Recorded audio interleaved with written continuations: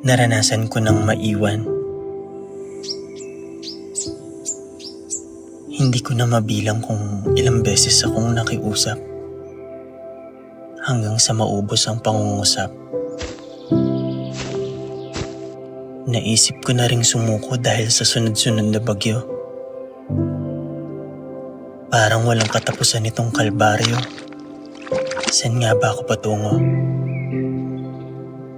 Saan ba ang dulo nito? Sa paglalakbay, muntik na akong huminto. Pero sinalubong mo ko.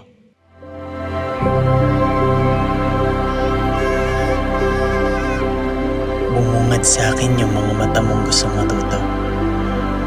Ang mga kamay mong sabik sumulat. Ang mga labi mong nais bumigkas na mga salitang nakakapawi ng pagod.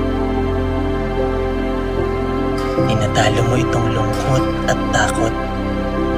Binibigyan mo ng sagot ang mga katanungan sa aking puso. Masampat, abi-abi, mga anak. Masampat pala, abi-abi, ikaw mo. Na sa dami ng alinlangan ko't tanong sa mundo, ito ang nag-iisang sigurado. Mahal ko ang pagtuturo. Ito ang nagbibigay buhay sa aking pagkatao. At ang mga pangarap nila, ang aking ligaya.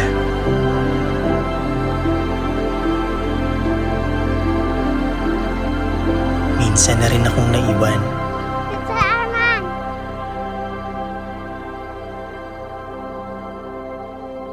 Kaya't sisikapin kong hindi mo ito maranasan.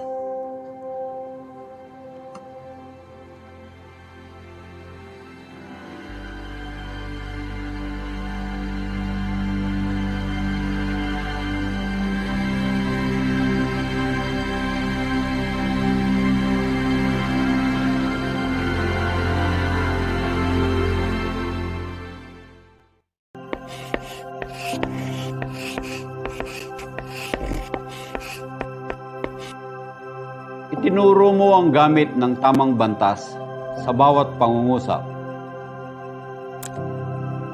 Sa maraming pagkakataon, kinalinga mo ang naliligaw na tandang pananaw. Bitbit mo sa umaga ang kalinawan sa mga paksang hindi pa namin alam. Tangan mo ang sagot sa mga katanungang nananahan sa aming isipan. Ikaw ang panaklong na lulan sa aming pangarap. Binigyan mo ng halaga ang kakayahan ng bawat isa. At sa mga pagkakamali na aming nagagawa, nakahanda ang iyong panipi upang umunawa. Lagi mong dala ang mga kasabihang pabaon mo sa amin hanggang sa pagtanda. Higit pa sa mga aral mula sa libro, tinuro mo sa amin ang pagpapakatao. Pinakilala mo ang tandang pandamdam kung papaano ito ibagay sa mga sitwasyong hindi pa namin kabisado. Itinanim mo ang hinahon sa aming puso upang kapayapaan ang anihin, anuman ang ibato sa amin ng mundo. Alam kong dumarating din sa puntong napapagod ka, may mga tanong sa sarili na hindi mo pa nasasagot. May emosyon sa loob mo na nakakulong at natatakot. Sa mga sandaling tumatagos ang pagkahapo sa iyong kaluluwa, alalahanin mo sana ang gamit ng kuwit. Maaari ka ring magpahinga. Sapagkat walang hinto ang paghubog mo sa kabataang Pilipino. Hindi ka tagahanga ng tuldok pagdating sa serbisyo. Ikaw ang nagsisilbing kudlit sa mga puwang at espasyo. Pinupunan mo ang kakulungan sa pamamagitan ng pagtuturo. Salamat! Salamat itinuro mo ang gamit ng tamang bantas sa bawat pangungusap. Pagdaan ng mga yugto, nagagamit ko rin sa buhay ang mga bantas na ito. Buhat sa mga aral mula sa iyo, hindi dapat ako sumuko. Gaya ng tuldok wit, magpapatuloy tayo.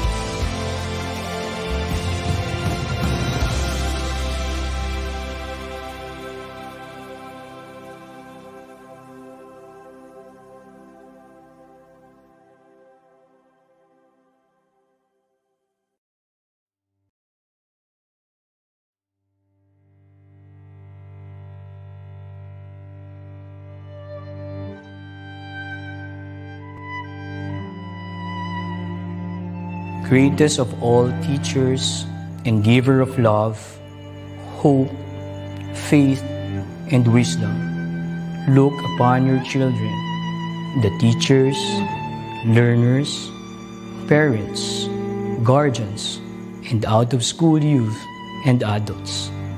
We humbly ask for your mercy and forgiveness. Guide us to the right path. May our efforts be blessed with insights and understanding, wisdom and respect for all. Bless us with patience, for the path of learning is never easy. Bless our commitment to keep on learning new knowledge and experiences. Let your light shine upon us as we make our world a better place to live in. Amen.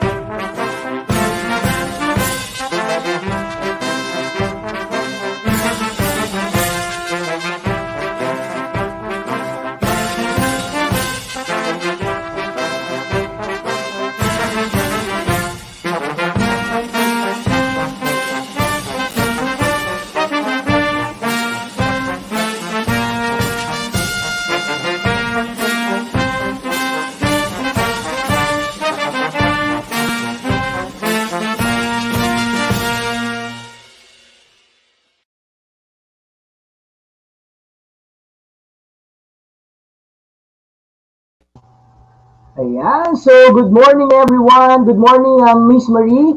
Good morning, Luzon, Visayas, Mindanao. And here we go again. Napakaganda ng ating umaga dahil meron na naman tayong kaabang-abang, no, na webinar training.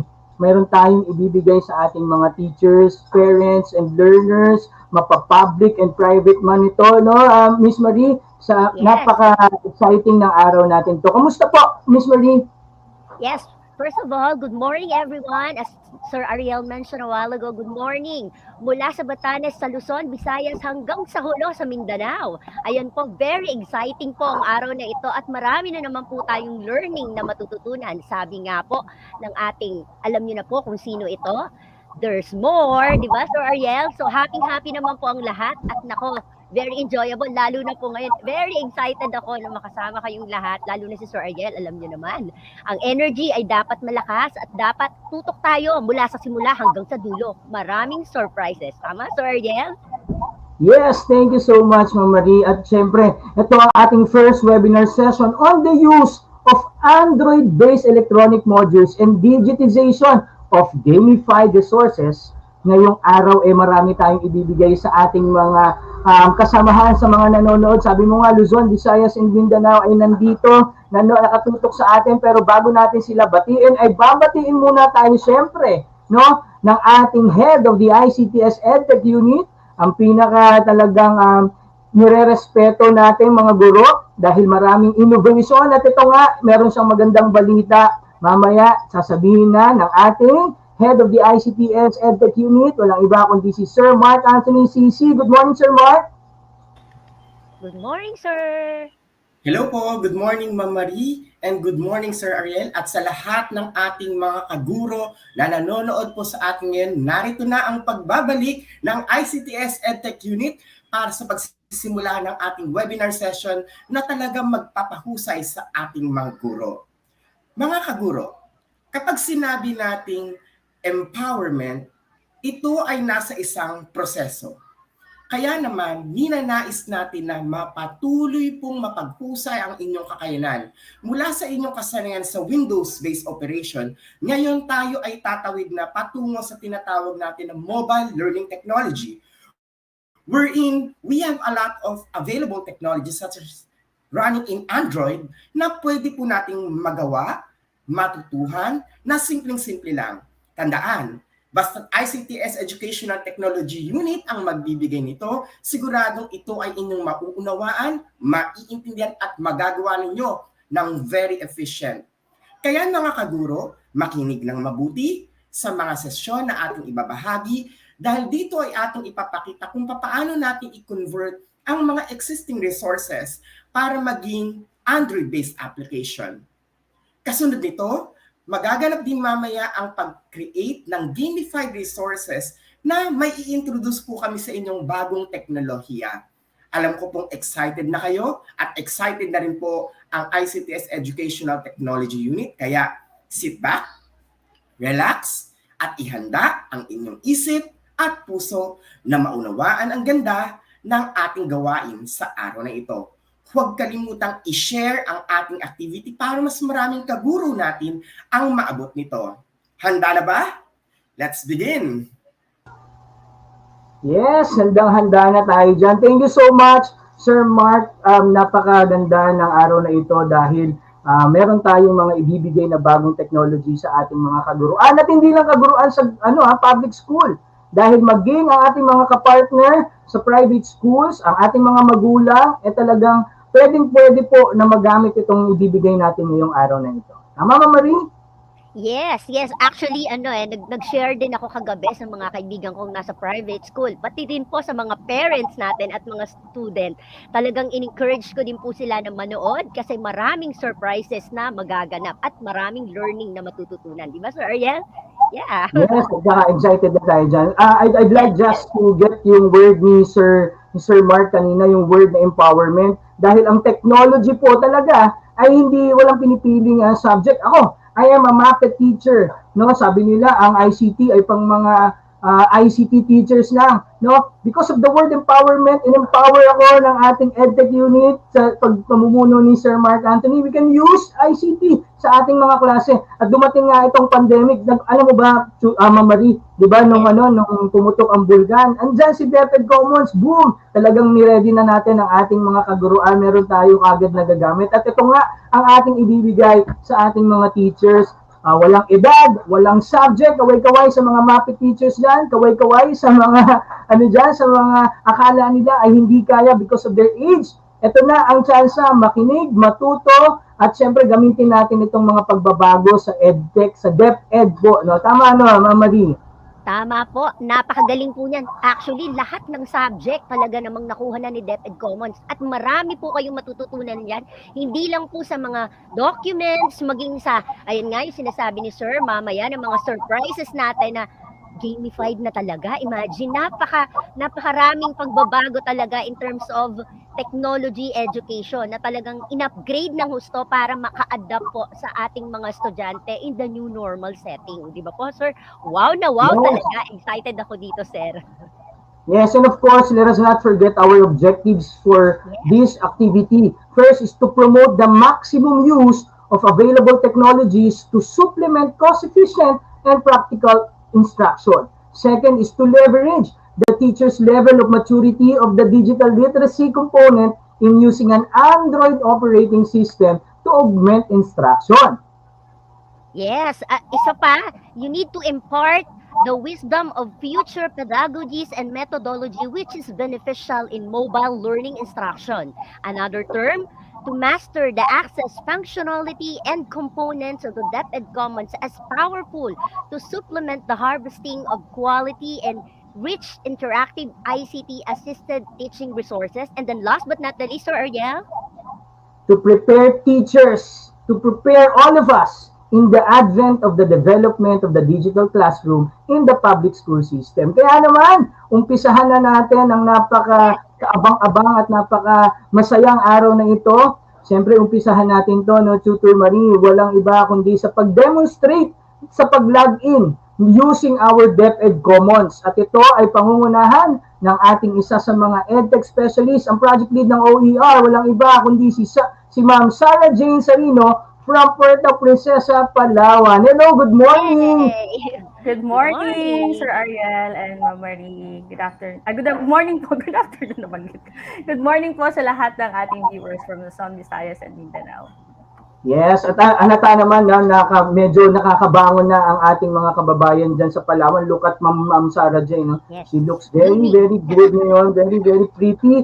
At hindi lang very pretty at alam ko, hindi lang looks ang maganda kay Ma'am Sarah Jane, kundi yung ibibigay ni Ma'am Sarah Jane ngayong umaga sa atin. Di ba, no? Yes. Yan. Go Kaya ahead, naman, Ma'am. sige po, simulan na natin ang ating session this morning. So I hope na kayo po ay nakapag-agahan na at handa na po kayong sabayan ng ating session for today. Okay po, so share ko lang po ang aking screen. Alright, so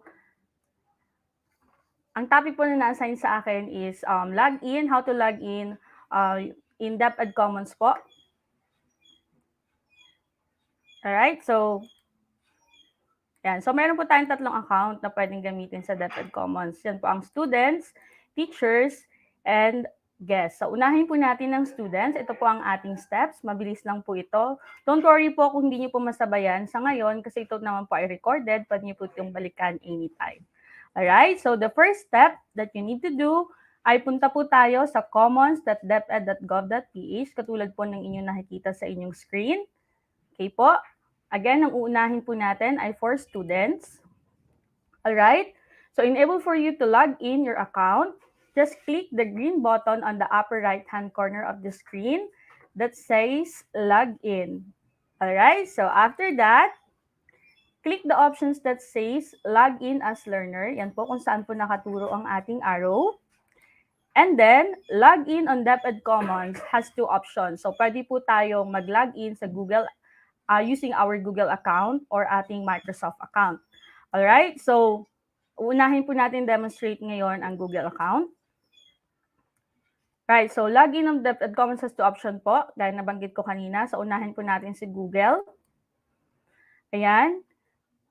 Type lang po pindutin lang po natin yan yung login using your Google account.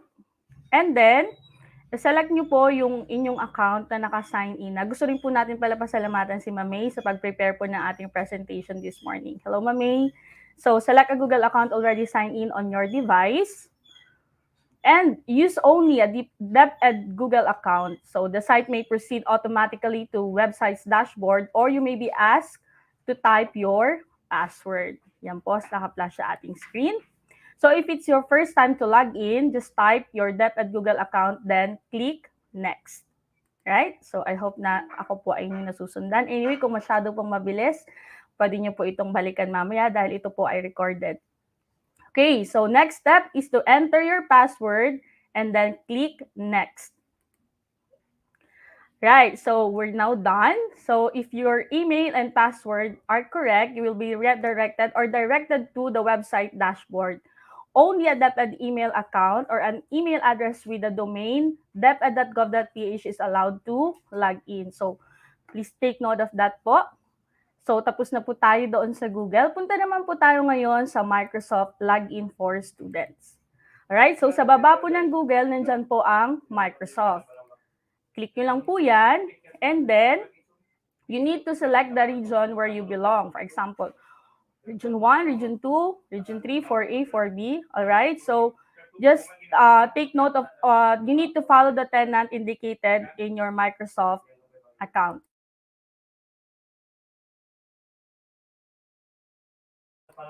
Okay, for student Microsoft login, all right, for Microsoft login, you need to follow the tenant again po. Take note of that po. You need to follow the tenant indicated in your Microsoft account. All right? And then, select a Microsoft account already signed in on your device. Next step. Yan, make sure lang po na DepEd Microsoft account po ang ating gamit. And then, the site may proceed automatically, katulad po nung kanina sa Google, it may proceed automatically to the website dashboard or yung ating DepEd Commons website, or you may be asked to type your password. So if it's your first time to log in, just type your DepEd Microsoft account, then click next. All right, so enter your password and click sign in.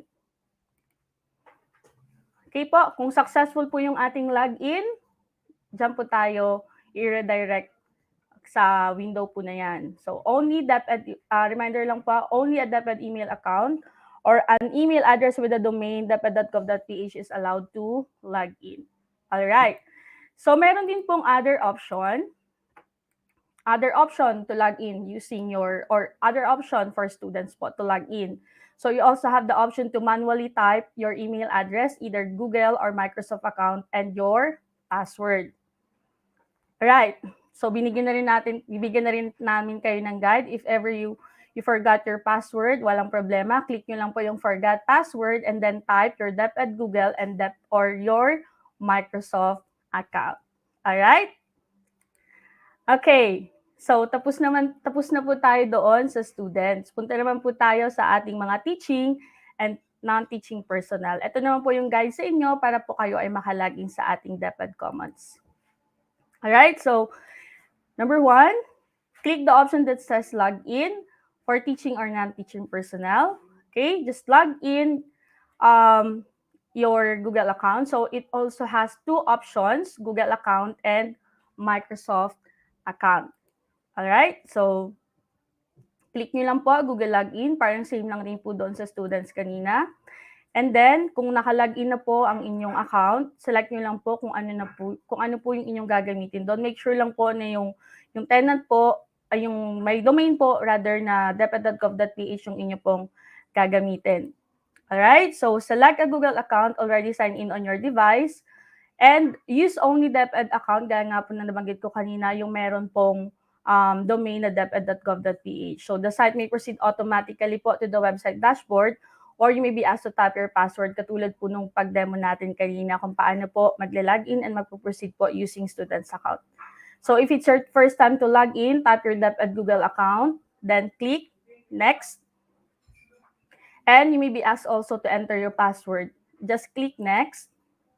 So if your password or your email address are correct, again, katulad po dun sa students kanina, you will be automatically redirected to another window, which is the dashboard of the DepEd Commons. So reminder lang po, only DepEd email account or an email with the DepEd email address with the domain deped.gov.ph is allowed to log in. Alright, so tapos na tayo kay Google. Punta naman po tayo ngayon kay Microsoft. Yan. Malapit na tayong matapos. Alam ko na-excite na kayo dyan na talagang ma-access yung ating DepEd Commons. Alright, so ngayon naman po ang Microsoft Login. So, kung mapapansin ninyo, same din po kanina sa demo natin for students. Sa baba po niya, meron pong Microsoft Login. May nakalagay po dyan na note. Follow the tenant indicated indicated po sa inyong email. Okay po? So select the region where you belong. And then, yan nga po, nabanggit natin ganyan, follow the indicated tenant. So select a Microsoft account already sign in on your device kung kayo po ay nakapag-sign in na. Kung wala naman po, pwede na po natin i-sign in yung katulad po na ginawa natin kayo sa Google. Again, use only DepEd Microsoft account. Right? So the DepEd or the site may proceed automatically to website's dashboard, or you may be asked to type your password. Again, if it's your first time to log in, just type your DepEd Microsoft account, then click next. Okay? So, after po natin makapag-log in successfully, dyan na po tayo mapupunta sa window na yan ng ating DepEd Commons dashboard. Alright. So, katulad ng students, may other option din po tayo to log in as teachers. So, meron po ditong option sa nakikita nyo sa inyong window, yung naka-square po ng red. So, you also have the option to manually type your email address, either type Google or your Microsoft account and your password. Alright? So, katulad po ng student kanina, meron din po tayong guide. If ever po malimutan po natin ang ating password, just click Forgot Password and type either your DepEd Google or Microsoft account. Alright, so tapos na po tayo sa students, sa teachers, and non-teaching. Punta naman po tayo ngayon sa guests. Huwag po mag-alala yung ating mga parents, yung ating mga EdTech enthusiasts ngayon kung wala po kayong account dahil ito po ang maganda sa DepEd Commons. Pwede po tayong mag-login as guest, or this is the guide po sa inyo for guest. Alright, so select the type of your school, and then may dalawa pong pagpipilian dyan, public or private. And then type the name of your school, or type nyo po yung inyong school ID.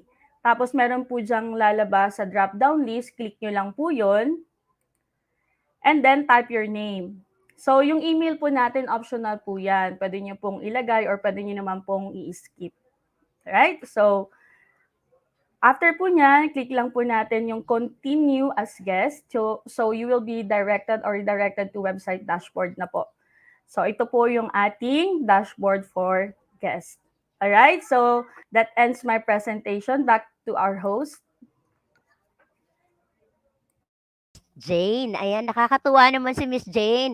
Applause naman po, virtual applause naman po sa ating kapatid. Talaga namang marami tayong natutunan sa paglo-login. Imagine niyo po, hindi lang po siya pang teacher, pang admin, pang non-teaching staff. Syempre, pang parents din po siya at higit sa lahat, pang estudyante. Napakadali lang pong gawin, ano?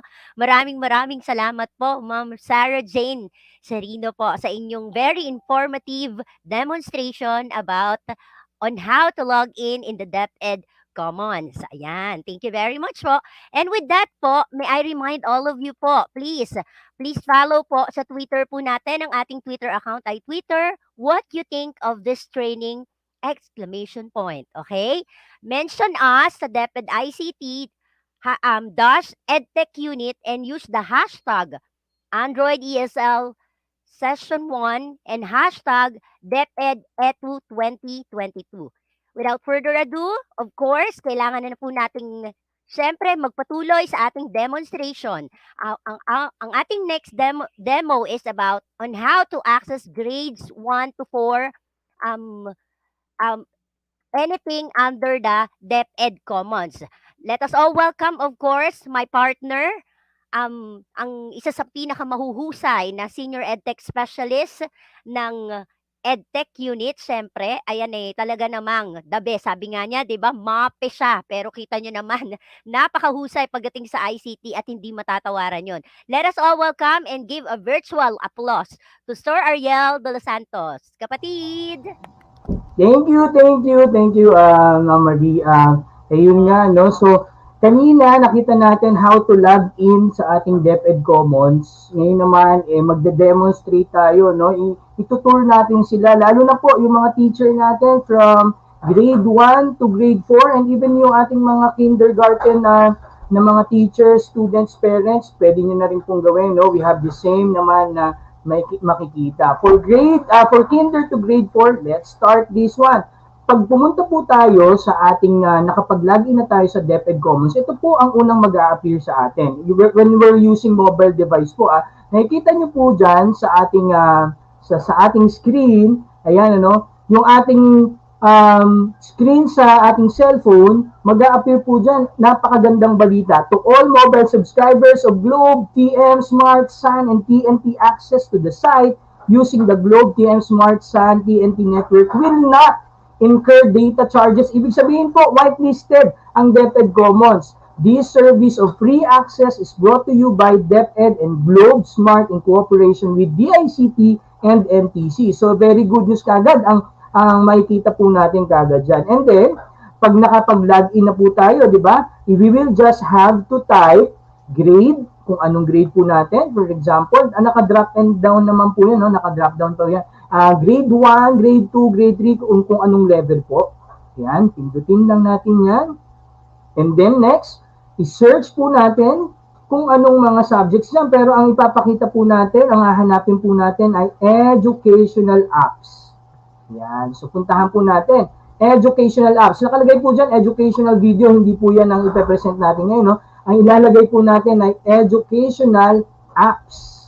Ayan. So sana po nakakasunod po tayo. Kung gamit niyo po ang inyong cellphone, mag-login po tayo following kung ano po yung tinuro kanina ni Tutor Jane using your Google account. Yan, kung kayo po ay hindi naman taga DepEd, ano, pwede kayo as guest. Kung learner kayo as student, Yan po. And then pagpasok po natin dyan, ito na po yung makikita natin.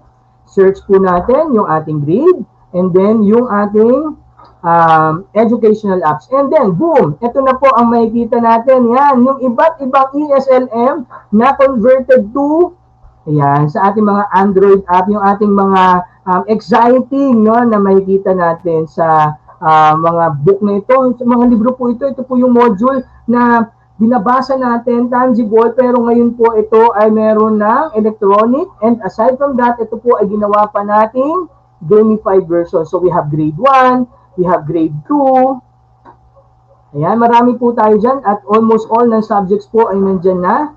Next. Ayan. So, nakita po natin dito sa ano na to, meron pong ito pong MTV, MLE sa ngayon po ay may 1.1 thousand downloads already. Ibig sabihin maraming salamat po sa tumatangkilik at gumagamit po ng DepEd Commons. Pero po wala pong nakalagay na ratings. Pwede niyo pong i-click kung nagustuhan niyo 5 stars. Kung hindi po kayo satisfied, masarap po na makita yung ratings na yan. Kahit po 1 star, ibig sabihin po we need something to improve on. Okay na okay po at pwede ninyo i-heart din po or nagustuhan nyo, pwede nyo pong i-heart yan. And then makikita din po ninyo kung paano siya i-download. Ayan, so how to download the DepEd MTB MLE o yung mga subjects na yan. Meron po siyang proseso dyan at mamaya po ipapakita natin yan. And aside from grade 1, next, meron po tayong grade 2 subjects. Ayan, meron siyang heart.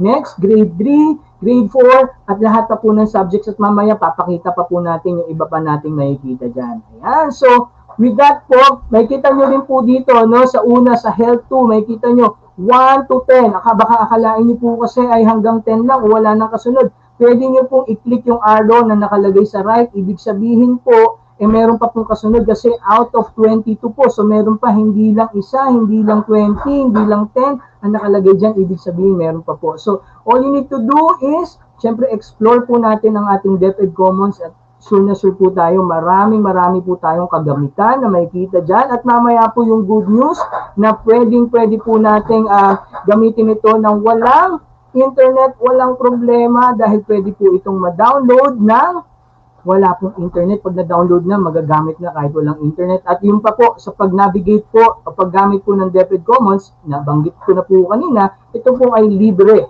Wala pong gagamitin na data. Data signal lang, kahit wala pong load, pwede po yun. Kaya maraming salamat po sa mga partners natin na telco. Maraming salamat po sa tulong na ito. And yun lang po ang presentation ko for grades 1 to 4. At syempre, susunod na po. Andiyan pa yung aking partner.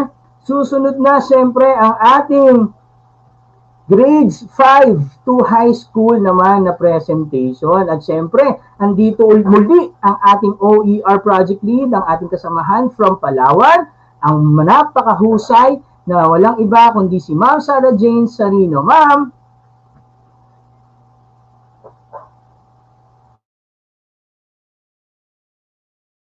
Thank you, Sir Ariel. Ayan, nagbabalik ulit si Miss Jane para i-demo naman po sa inyo ang grade 4 to senior high school. So, bali hindi ko na po siya iisa-isahin na from grade 4 talaga hanggang senior high. So, pipili lang po ako ng isa for elementary, isa from junior high, and isa po from senior high school. So, sabi nga po natin, no internet, no problem. At dito sa DepEd Commons, no load, no problem. Ayan, so mabilis ang demo lang din po ito. Alright, so okay po. So, kagaya po kanina ng dinemo ni Sir Ariel, hanapin po natin ang grade po. So, dito sa demonstration ko, ang pinili ko po ay grade 5. And then, sa susunod po na drop-down list, makikita po natin dyan yung category po ng educational apps. Dahil ang ating pong hanapin ay ESLM at ito pong ating, nakikita nyo po sa inyong screen na may thumbnail na yan po ang ating dapat i-download mamaya at papakita po ng ating next speaker. Yan po ay under po ng educational apps. Alright? And then, meron po kayong option na pwede nyo na po siyang i-search kung gusto nyo pong makita lahat ng educational apps under grade 5 or pwede nyo po siyang i-filter by subject. Kawa hinahanap po ninyo ay Filipino, pwede nyo po ditong i-type Filipino and then click search. Alright? So, proceed po tayo. Yan po ang sa elementary or for grade 5. Yan po, click po natin ang search. And then, next naman po, ayan.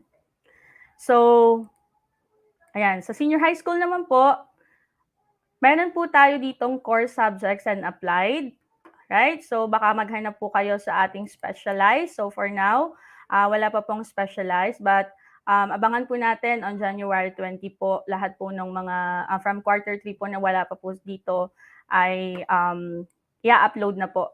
Ayan, abang-abang po tayo on January 20. So, dito po, pwede po nating hanapin, halimbawa, core subject, senior high school core subjects po. And then another, yung ating drop-down list naman po, wag po nating kalimutan, ito po ay katulad po nung kanina, under po siya ng educational apps. And then, pili lang po tayo kung ano po yung ating subject na hahanapin. And then, click search. Alright, so same din po yan siya doon sa junior high school. Hanapin lang po natin dito kung anong grade. For example, grade 7, grade 8, grade 9, grade 10. And then, wag po natin kalimutan, yung category po ng ating Android ESLM is under the category po ng educational apps. Right? Again, pwede po nating i-filter ang ating paghahanap by typing that name of the subjects or pwede naman pong by quarter. Pwede naman po siyang by quarter po. Alright? So, pwede po natin siyang ilagay kung quarter 1 or quarter 2. So, yun lang po. Back to our host na po.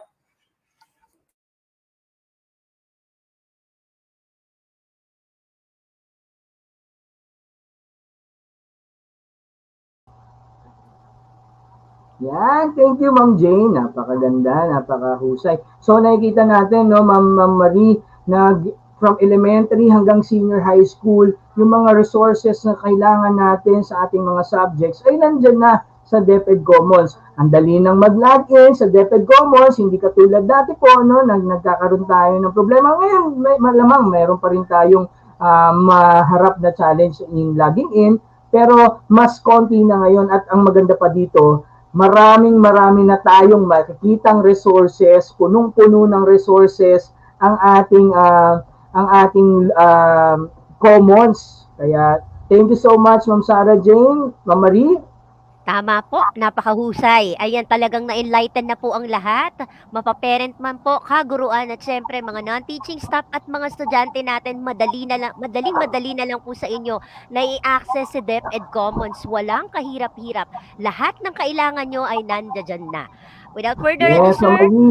Opo, Yes, Ma'am opo. Marie, pero bago ang lahat, gusto ko lang ulitin ito na tayo po ay nasa Twitter na rin. Pwede po Yes. tayong mag-tweet, no? Mention nyo lang po ang DepEd ICTS EdTech Unit and use the hashtags Android ESLM Session 1 or hashtag DepEd ETU 2022. So level up ang ating EdTech Unit at na tayo ay nasa iba't iba ng mga social media accounts. Next natin, Tutor Marie. Siyempre, ang mga teachers natin, ang mga gagamit ng DepEd Commons, may iba't ibang mga gadgets. At meron din siyempre iba't ibang paraan paano ba ang proper download sa pamamagitan ng desktop at mobile. Pakilala na natin, Tutor Marie, kung sino ang susunod nating speaker o presenter. Okay, ang ating susunod na demo teacher, syempre, no other than Sir Rainier. Sir Rainier? Sir Ariel? Sir Rainier De Jesus from SBO Caloocan at isa sa mga EdTech specialist natin yan. Napakahusay nating kapatid. Brother Rainier, kamusta?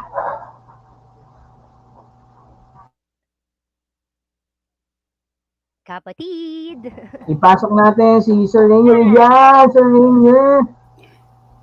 Hello po, Pasok. sir. Ayan, so magandang umaga sa iyo, sir. Good morning po, Sir Ariel and Miss Marie. Maraming salamat po. At ako po ay naatasan pong mag-demo po para po sa ating proper download. Gamit po ang ating computer at ang ating mobile phone. So let me share my screen lang po. Okay po. Ayan. So dito po sa ating presentation ay tayo po ay magda-download na po ng ating mga educational apps na nagbigay po sa atin ng chance, no, para magamit po natin using DepEd Commons. And katulad po sa mga previous speakers po natin at bigay na po nila kung paano po mag-search ng mga educational apps. Dito naman po ay paano mag-download ng mga educational apps na yan using different platforms like computer and mobile phones.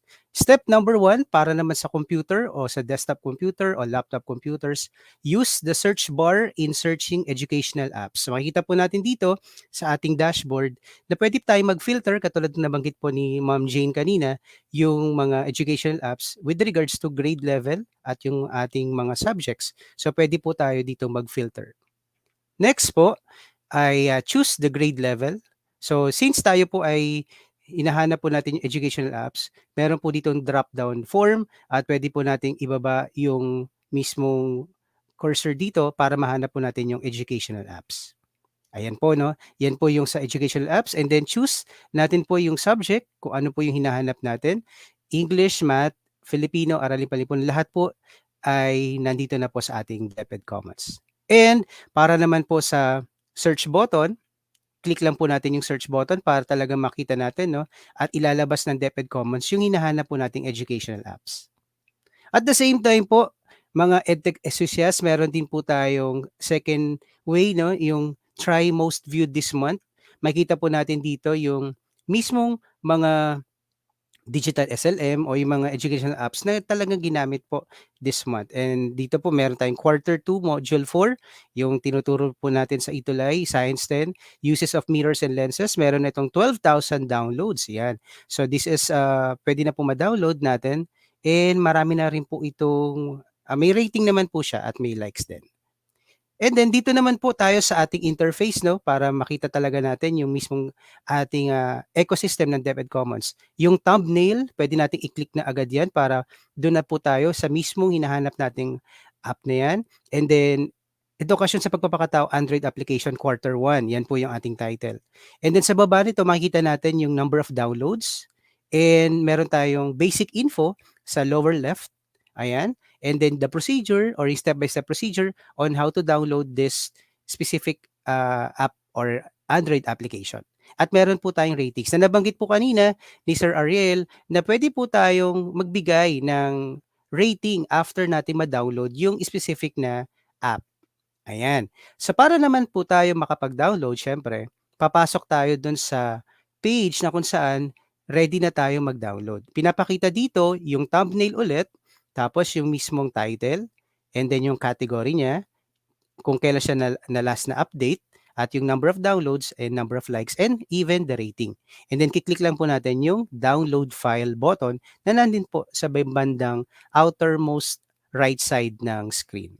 Ayan. So pinapakita ko lang din po dito yung mga iba't iba pang mga pwede natin ma-download since ako po ay nasa grade 10 level. Ito po yung mga Math 10, Araling Palipunan 10. Ayan. And based din po sa ating overall ratings, these are the following descriptions po kung paano natin bibigyan po ng rating yung ating napiling educational app. For content, the learning material adequately explains the topic covered. Pwede nating magbigay tayo ng 5 stars, no, as maximum number of stars. For presentation, the learning material is engaging, creative, and thought-provoking. For the reliability, the learning material provides real-world examples and explanations that the learners can easily relate to. And for clarity, the learning material is presented with clear grammar and style that is easy to grasp and comprehend. And for the last one, the suitability, the language, graphics, and other elements of the learning material are age appropriate and suitable to the level of understanding of learners. So yan, pwede po nating bigyan po ng rating para magkaroon din po ng idea yung mga susunod pong magda-download ng educational app na yan. And then, after that, you may now save your APK file o yung Android package at pwede nyo na pong i-transfer yan sa cellphone. And mamaya po sa susunod na speaker, siya naman po ang mag-deliver kung paano po naman mag-install ng ating mga downloaded app or downloaded APK file sa ating cellphone. And then, for mobile phones naman po, ito ang maganda dito dahil pwede nating gamitin directly sa ating smartphones, tablets, at ito po ay pwede nating gawin in this ways po, no? Steps in downloading mobile phones, no? Using mobile phones rather, use the search bar in searching educational apps. Magkaiba lang po tayo dito ng interface kasi gumagamit na tayo ng ibang gadget na. This time, smartphone na. Ito po, nasa right side po. choose the grade level. Pwede natin piliin yung educational apps na sinabi po natin kanina. And then, yan, educational apps. Sa bandang baba po yan eh. And then search button.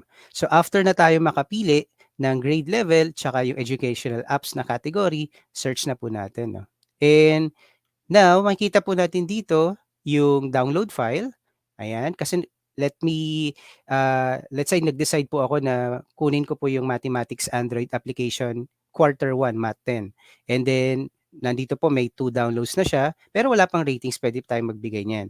So, pwede na po natin i-click yung download file. And then, at the same time, ito rin po yung same lang na criteria po para po kung magbibigay po tayo ng ratings, doon naman po sa ating mobile phones. Yun lang naman po and good morning po sa lahat. I hope maging maganda po ang ating presentation mamaya po. Thank you po.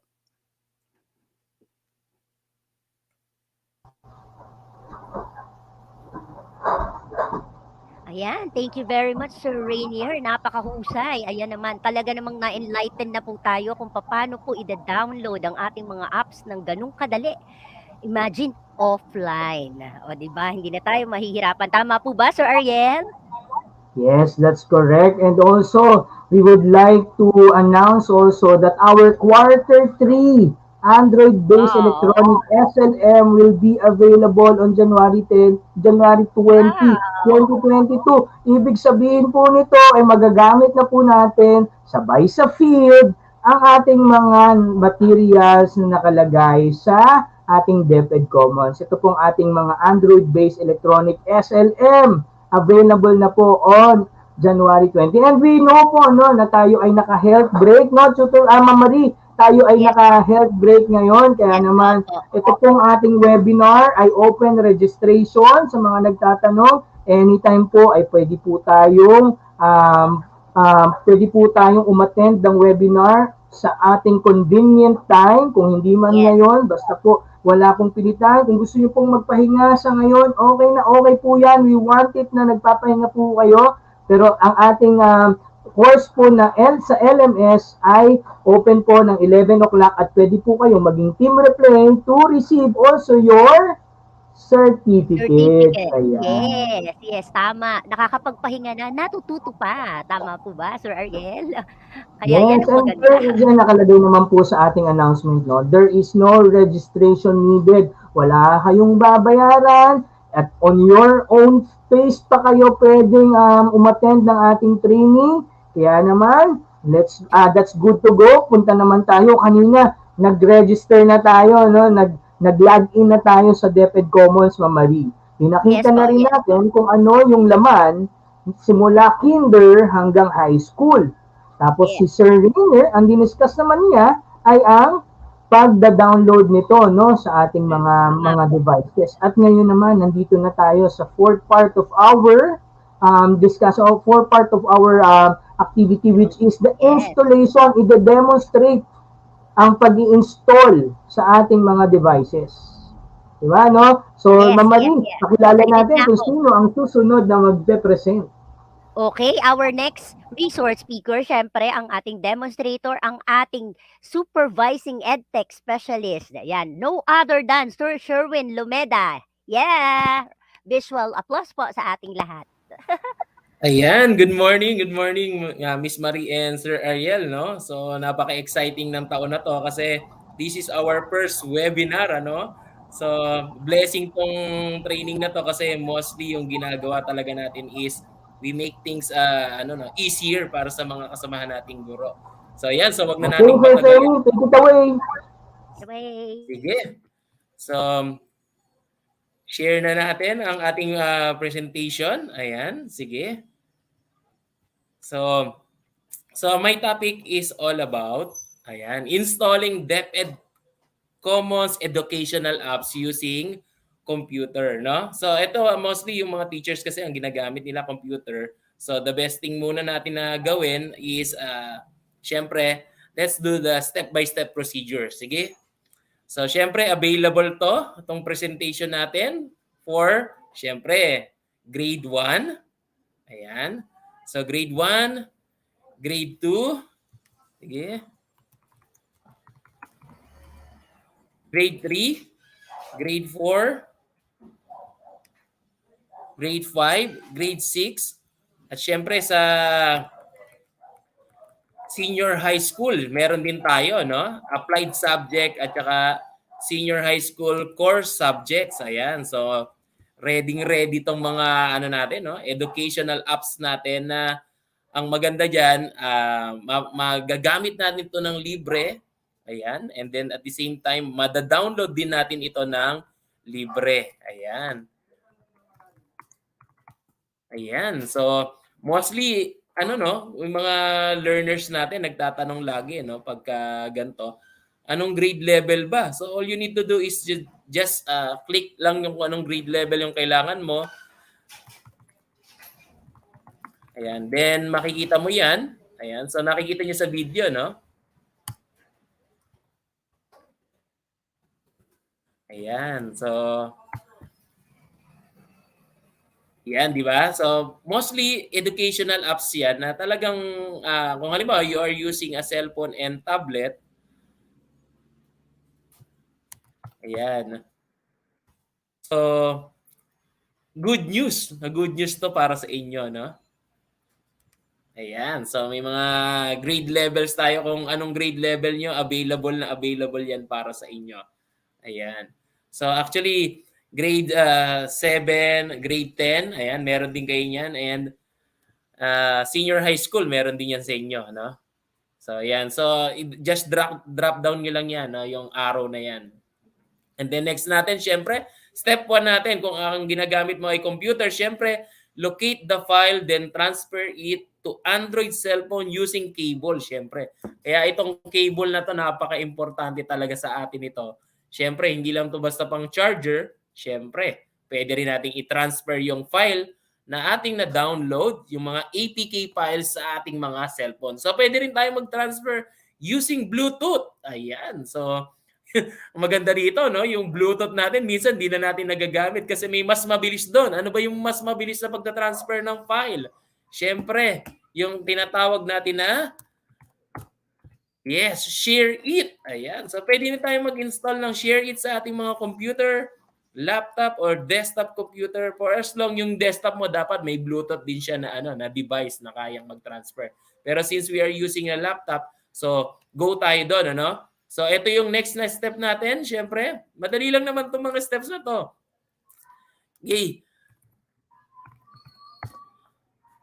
Okay, so ayan. So, makikita natin dyan, pagka download mo na, siyempre, search mo yung file. Ayan.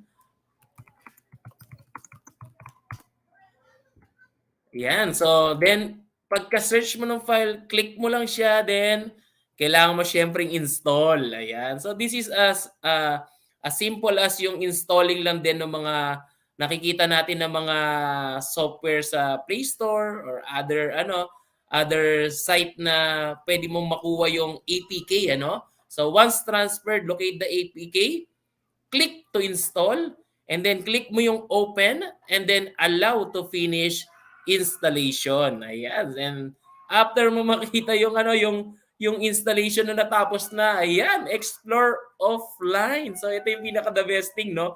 From online, so ginawa mo siyang offline. So ayan na yung mga resources na available. And then syempre, thank you sa mga nagtatanong, no? What if, sir, kung maklik ko yung no, no? Or maklik ko accidentally, ayan, meron diyang yung deny. Okay? Kaya may pag na-click mo accidentally yung deny, kasi mostly yung allow, madali yan. Okay? What if kung accidentally na-click mo yung deny? So, ano yung lalabas? Okay? So, syempre, pagka lumabas yung deny, ayan, or na-click mo accidentally yung deny, click mo lang yung no and then repeat the process again in installing the APK. So, tulad ng na-mention ko dun sa step 1, ano? So, ganun lang yung process pag na-click mo yung deny, just click no and then repeat the process. Ayan. Sige. Next natin na gagawin, syempre, what if, sir, kung ang gamit ko is cellphone, ano? Ayan. So, paano natin siya i-install? Syempre, same lang din to ng setup natin. So, download the APK file. Ayan. Syempre, yung APK file, kung anong grade level ka, syempre, click to install, and then click mo rin yung open, and then allow to finish. So parang parehas na parehas lang yung process. Hanapin mo lang kung anong grade level ka, then anong subject ba yung iyong kailangan na APK, and then syempre, yung cellphone mo, kung saan siya na-download, search mo yung file, ayan, tulad dito. So kung na-search mo na yung file sa iyong computer, ayan, kung anong APK, yan ang good news. Ayan, tulad nito, MTB yan. So search ko lang yung MTB and then lalabas yung na-download ko na APK file. So just follow the process kung paano yung ginawa natin sa installation. Click mo yung APK file, install mo siya, and then open, and then allow to finish. And then wala. Ayan na ang mga resources natin na available. Good news, ulitin ko, from online to offline. Ayan. So ang ganda, no? So kung ilan yung mga APK na na-download mo, ayan, available yan sa iyong cellphone. Hindi yan basta-basta na-delete, no? Yun yung kagandahan, ano? And then next natin, sir, gustong-gusto kong i-share yung file, ano? Yung APK ko. Ayan. So anong gagawin ko, sir? So syempre, since nasa cellphone mo na siya at nasa computer mo siya, so pwede yan ways and means kung paano natin ma-share. Huwag mong i-delete yung APK or original file. Sige, anong dapat gawin natin? I-preserve mo siya. So everything is shareable offline. Ayun ang kagandahan dito, no? From online to offline. Ayan. So lahat na can be shared using Bluetooth. Share it. Ayan. So share nyo na yung mga APK nyo. So mostly yan lang yung mga process on how to install using a computer or a cellphone. Siyempre sa pag-share it, napaka-importante natin yun, na dapat i-goal natin na itong mga blessing na nakukuha natin, i-share natin sa mga kasamahan natin na walang internet. Ayan. So that's my part. So siyempre ang next natin na na speaker, nakaka-excite to. And excited din ng team na matutunan din namin itong mga bagay na ituturo niya ngayon at excited kami. So ito ang next speaker natin, ang aming head sa EdTech. So walang iba kung si Sir Mark Anthony CC. Ayan. So siya na yung magtuturo. Na-excite ako talaga dito. Na-excite na ang buong team. Tulad nyo na mga nakatutok ngayon. So same tayo ng experience. Excited din kami. Ayan. So shoutout lang natin to. We've been using it. Ayan. This technology since last school year, napakalaking tulong dahil na lesson ang printing ng modules. That's correct. So pangbawas yan. Ayan. Sir Mark, take it away. Yes. Salamat po, Sir Sherwin, at sa lahat po ng ating mga nanonood ngayon. Actually, this technology is not new. Matagal na talaga siya at ito po ay nakondak na rin natin. Okay? So ngayon po, ang ating pong gagawin naman, i-intensify natin kung paano po ito gamitin at bukod po doon ay magdadagdag din po tayo ng mga certain tools na magpapagamify po sa lahat ng ating mga materials na gagawin. Remember that when we talk about APK, it's a native file na once na nasa inyong cellphone, basta't hindi nyo binubura yung kanyang file, the usual file, ay pwede nyo po itong i-share sa inyong mga mag-aral whether you are using Bluetooth or share it. Now, I'll go back again to the presentation which we had before in creating an Android-based application, which is the use of AppsGazer. Yun muna po ang ating software sa araw na ito at mamaya ipapakita ko naman ang iba pa nating gamified tools para sa ating mga manonood ngayon na gustong ma-inspire paano gamitin o gumawa ng ganitong kagamitan, ay pwede nyo rin pong simulan because when we try to maximize the use of technology, we are actually making everything cost-efficient and effective. Napakamahal ng papel, napakahirap ng manpower na ang dami mong i-stapler, pero sa pamamagitan ng technological tools na ito, magagamit natin sa mas mahabang panahon and it's very efficient. Okay? So let me begin now my hands-on. Please take note that hindi ako magiging mabilis kagaya ng ating pinagagawa po noon. I'll be sharing these things to you na sigurado pong mauunawaan po ninyo ang proseso. Okay? First step, you need to go to appsgazer.com. Marahil ang ilan sa inyo ay nakagawa na ng account dito. Ganun lang kasimple. Uulitin ko po, go to appsgazer.com. Once you log in or once you have created an account, simply click Start Now. I repeat, kung kayo ay nakagawa na ng account o meron na, magla-login lang at kasunod po nito, i-click ang Start Now. There are two sets of categories here, which is in business and for individual. Ang kailangan nating piliin ay yung individual sapagkat nandirito po yung tool na makakatulong sa atin para makakreate ng electronic version ng ating mga ilalagay na PDF content. Choose individual. Hindi ba't kadali lang? Tandaan, nag-login tayo o gumawa ng account sa appsgazer.com. Pagkatapos, ikinilik natin yung Start Now and then we choose Individual. I hope nakakasunod po. At dyan po natin makikita ang napakaraming templates. These templates is actually very helpful for any teachers because you can create your own Android application without coding. Uulitin ko po, without coding. It does only mean that anyone is capable, even your learners. And now, let's maximize the power of this tool. Look for the template of book reader. I repeat, you will look for the template which is the book reader. Click that. After clicking book reader, you will be prompted to a screen wherein meron siyang nakalagay na description. Doon sa description na i-ignore nyo lang, ang susunod yung gagawin na i-click lamang po ang next. So I repeat ha, pagka-login po natin dito po sa appsgazer.com, hahanapin lamang ninyo yung specific section ng individual kasi nandun yung template ng book reader. Just need to click the word next. And from time to time, you will see here kung sino ang mga may last update sa mga template na ito. As you could see, 1 minute ago, there's from the Philippines. Maybe some of you are actually accessing it now. Halika't dumugin natin ang appsgazer. Click the next button. After hitting the next button, dapat ay naka-ready ngayon ang lahat ng iyong mga PDF contents. So, as a demonstration, I have here my PDFs. Okay? Tignan niyo po muna.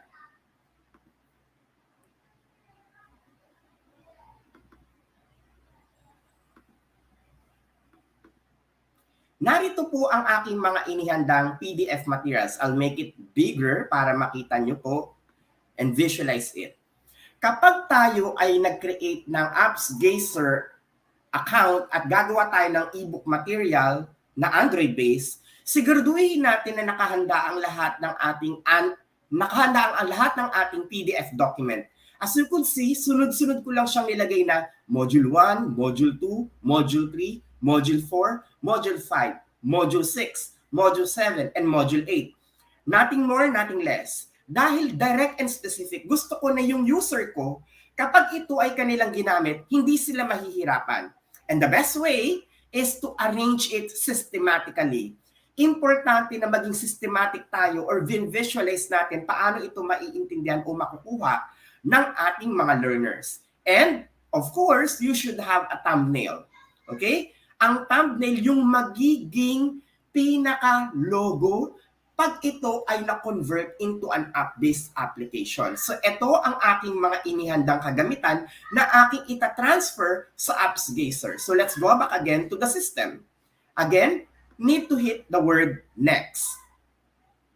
After clicking the next button, you will be required by the system to upload the file, the PDF files. There are 3 sections here: upload EPUB, upload PDF, and the set PDF URL. Take note that you need to have at least less than 20 MB para mag-run ito efficiently. So, let's upload it. Para lang yung kagaya na nag-a-upload tayo pag nagsasend tayo ng email. Step 1, click Upload File. Step 2, choose Upload File button and locate the file in your computer. In this case, I'll go to my desktop. In my demonstration, I stored it in AP folder. I'll click AP4, Quarter 3, Module 1. Sunod-sunod na siya. Hindi na ako malilito. I'll click Module 1, click Open, and wait for it to load. Iikot yan. And then you would know that you are in correct phase. There is a specific number here which says 1. 1 meaning the first module. Alam nyo ba na may nakuha akong technique dito? Ang technique dito ay i-upload mo muna lahat bago mo ilagay ang book title. Because I have observed that every time that I put the book title and then the uploaded material, ang tagal nang mag-load. Ngayon, ang technique, upload muna tayo ng upload. Sabayan nyo ako. Again, upload PDF file, click upload file, and locate the next module. Click open, and it will upload. Iikot-ikot lang siya at mapupunta po yan dyan. Now, to add more, because I have more sets of modules, click add more and repeat the process. Diba? Napakadali. Uulit-ulitin lang natin kung paano to ginagawa.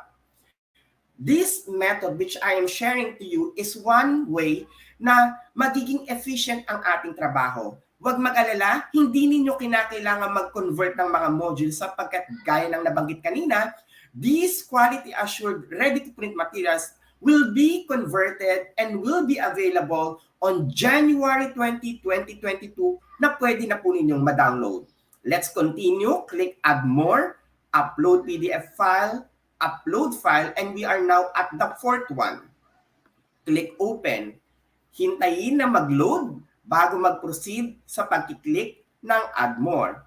There are instances na parang ang tagal niyang mag-load. Kung sakaling matagal siyang mag-load, it means there is something na nag-i-interrupt sa iyong internet connection. Gaya nito. Nakita nyo parang ang tagal niya. Kung masyadong matagal, ang technique, click X para masara. At ang gagawin nyo, ulitin nyo lang siya para hindi kayo maghintay ng siyam-siyam. I repeat, if there are instances na napakatagal niyang ikot ng ikot, the best way is to click X and repeat it para mag-upload siya ng mas mabilis. Ganun po. Gaya ng nakita nyo, nag-upload siya kaagad. Ibig sabihin nun, kapag napansin niyo na ikot lang siya ng ikot, huwag niyong hintayin sapagkat hindi yan lalabas. Nagkaroon kasi ng interruption. Iwan nyo na. I-click mo na yung X. Sabi nga, pag ang X, hindi na binabalikan. Let's move on. Click Add More. Let's proceed. Upload PDF file. Click Upload File. And now we are at module number 5. Click lang natin and hit Open. Pansinin yung pag-load niya. Kapag napansin niyo na sobrang tagal niya bago lumabas, gaya ng aking na-mention, i-click ang X. Pero pag sumulpot na, we can proceed and continue. Let's click Upload PDF file at nasa pang-anim na tayo. Take note, ito yung nagiging guide natin para hindi tayo rin mahirapan. Our file naming system is helpful para hindi tayo malilito sa paraan ng ating pag-a-upload. Now, this is module number 6. Upload again. Upload the next file. Choose module number 7. Hintayin lamang. Gaya ng aking nabanggit kanina, isa sa magandang technique ay unahin muna ang pag-a-upload ng lahat ng mga files. And now, we are at the last module. Click Upload File. Module number 8, hit Open. And once it is complete, dun tayo babalik from the top. And we give a name. Kung sakaling gusto nyong gumawa ng mga naming convention kagaya ng worksheet, number 1, make it definite. So, halimbawa dito, module number 1, hindi ko na kinakailangang elaborate kung anong title niya para pag ako ay nagbigay ng instruction sa mga learners ko, open module number 1. Eh di yun lang ang makikita nila. Hindi mo na kinakailangan gawing mapalabo. Remember, direct and precise pag sinabi nating apps. Okay? So, I'll put here, module 1. I'll copy that. Paste it. Delete lang yung 1, palitan ng 2. Sunod-sunod. Palitan, gawing 3. And that is the easiest way how to do it. Actually, in 5 minutes, you can create your own Android application as easy as 1, 2, 3 using Apps Gazer. Sundin lamang ang mga teknik at payo na aking binigay para hindi kayo mahirapan. This will actually help. Next, importanteng tignan din natin kung ano ang color coding or combination na ginagamit sa ating mga module. Araling panlipunan is using red. Therefore, let's use also a color theme which is red. Ikiklik lamang ninyo yun. Now, listen to me attentively, okay? Mga kaguro, kung ninanais natin na mag-upload tayo ng mga PDF at meron tayong 30 PDF files, I highly recommend not to upload them in one Android app like this. These 30 must be divided into 2. You'll be having part 1 and next is part 2. Sir Mark, bakit kinakailangan namin tong hatiin? Ito po ang sagot doon. The more weight in an application, the longer period it will load. Gusto nyo ba na kapag kayo ay nagtuturo, natapos mo na lahat mo, hindi pa bumubukas yung application? Di ba nakaka-stress yun? Sapagkat hinihintay natin na completely ma-up o ma-load. So remember, this suggestion, if you have 30 PDF files or more, try to make it a point that when you upload it in Apps Gazer, your maximum number is only 15. Kung meron kang 16 na PDF na ilalagay, wag mong ipagsaksakan yung 16 PDF mo in one Android app. Tipakin mo siya. Lagyan mo ng part 1 at lagyan mo ng part 2 para hindi ka ma-stress bilang guro. And also your learners. Sasabihin ng mga learners mo, Ma'am, Sir, ang tagal bumukas ng app. Kaya matagal bumukas yung app, hindi nyo sinunod yung payo ko. At yan ang magandang teknik na dapat natin sundin. Less is more, less is quicker, less is much more efficient. Therefore, follow my guided number, maximum of 15 PDF per Android app that we are going to use. Kung ito ay inyong nakuha, hit like or heart o i-type sa ating chat section ang salitang nakuha po namin or yes po, Sir Mark. Okay? So that's the best technique to do. Now, after uploading and giving a correct file system or name to it, punta ka lang sa baba and make sure na nakaklik siya sa red kasi yun ang kanyang color theme and then hit the word or the button next. And you will be asked about the app name. Of course, ikaw yung mag-iisip ngayon. Take note that do not put any special characters because it will not be allowed by the system. So ako ilalagay ko kunyari, DepEd, AP, Araling Panlipunan to, AP4, Partner 3. Dahil hindi naman ako lumagpas ng 15, hindi ko siya lalagyan ng part. Okay? Ganyan lang siya. Okay? But if you have a lot of resources, as I suggest earlier, put different parts on it. And then hit the next button. And then here, you'll be prompted to what icon you are going to use. By default, ito yung lalabas. Ibig sabihin, kapag na-install siya sa Android app nyo, ang pangit naman, ito yung logo. Meron akong logo, may thumbnail ako. Yon ang aking ilalagay.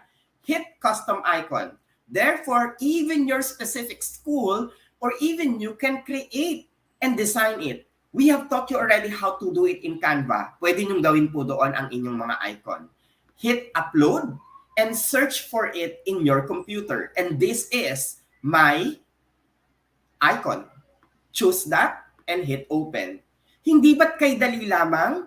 Ganun lamang po kasimple. And then, hit the crop button. And once it is reflected in your Apps Gazer, it's now ready by clicking the next button.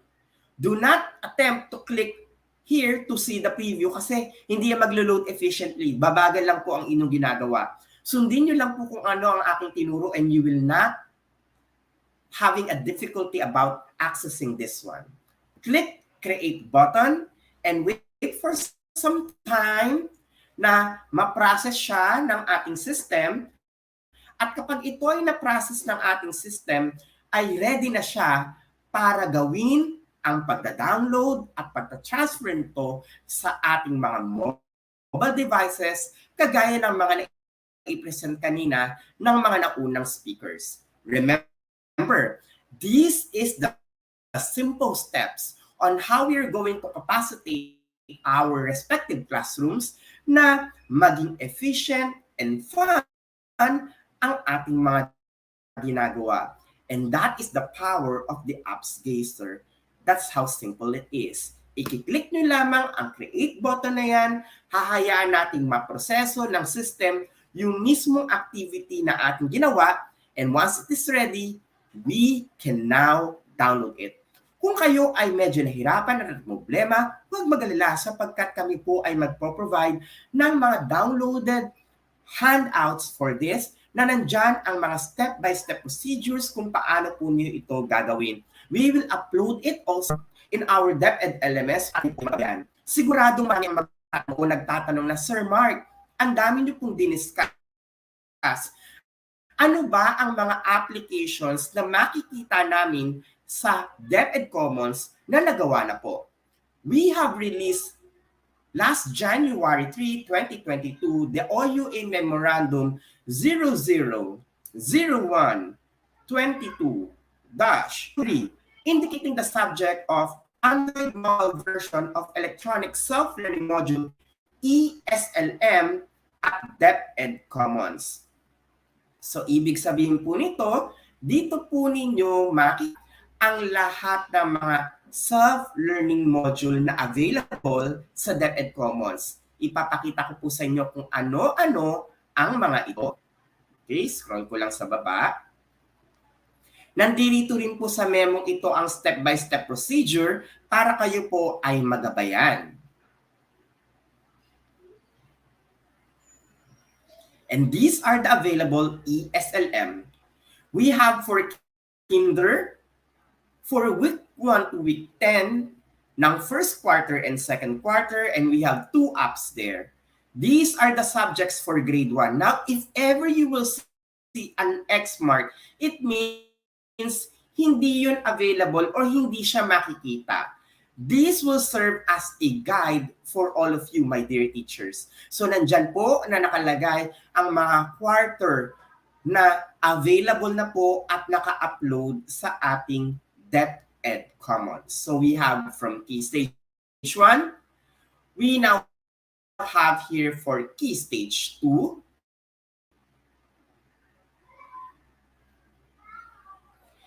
for example, in EPP, meron tayong 4 na makikita, ibig sabihin, meron pong 4 na applications about it. This would serve as a guide for all of you para alam po ninyo kung ano-ano ang mga available na applications. If you are a teacher in senior high school and wanted to know if your subject handled has an available, gaya nito, 21st century literature from the Philippines and the world, dahil may 2 check, ibig sabihin. And please have also the time to visit the EdTech website. Have here sites.google.com/deped.ph/ICTS-edtech, because in the announcement section, all of the release memorandum, which will be beneficial to our teachers, is actually reflected. And that ends the part 1 of how we are going to maximize and utilize the use of Apps Gazer in creating a good tool. With that, let's go back to our host and we try to answer some questions before we proceed to the part 2, which focuses on gamifying our resources. And as you could see, it completely loads. At kapag natapos na po ito, pag may nakita kayong sale, i-ignore nyo lang yon kasi pwede nyo gamitin kahit hindi kayo nag-purchase. Click only the download file or the download button. And once you hit download button, you will see here a link. I-click lamang yan para makuha ninyo yung APK file na magda-download papunta sa inyong mga respective devices, and that is ready for installation. It will create a native file. Simply hit again the download button para maproseso at i-create niya ang application na ito. That's how simple it is. Now, let's go back to our host if ever we have some questions regarding here para masagot natin. At pagkatapos nun ay dadako tayo sa inaabangang gamified session sa pag-create natin ng mga new OER tools. Back to our host. Okay, so thank you so much, Sir Mark. Actually, we're looking at the different questions. Konti lang. Ito ang unang tanong ni Ma'am Sheila. Ano po yung size ng icon sa Canva, sir? Ano ang size? Actually, kahit anong size ninyo na gawin nyo sa Canva ay pwede nyo pong gawin. And then pag nilipat nyo kasi siya sa Apps Gazer, pwede nyo po siyang i-crop. Nasa sa inyo kung paano nyo na lang po siya i-device. So, it's actually very simple. Ang kinakailangan lang ay i-design niyo. Tapos after that, pag nilipat nyo na kay Apps Gazer, syempre, pwede nyo siyang i-crop or i-resize according to your fitting one para po mag-fit siya doon sa inyong needs. Okay po? Sir, may question pa po dito. Si Yeah. Sir Ricardo o Star, pwede ko po ba download the APK file then i-share ko sa students ko for installation? Yes, pwede nyo po yun, sir, i-download at ang gagawin nyo po ay pwedeng i-Bluetooth kagaya ng na-mention kanina or i-share it para kahit hindi po kayo mag-access directly sa DepEd Commons kasi na-harvest nyo na or nakuha nyo na, yun po ang inyong pwede nang i-share. Kaya sabi nga natin, we make solutions effectively, no internet, no problem, as long as we have the respective and necessary tools na pwede po natin gamitin. Next question, Ma'am Marie. Okay, next question po is, paano daw po i-edit ang nagawa, sir?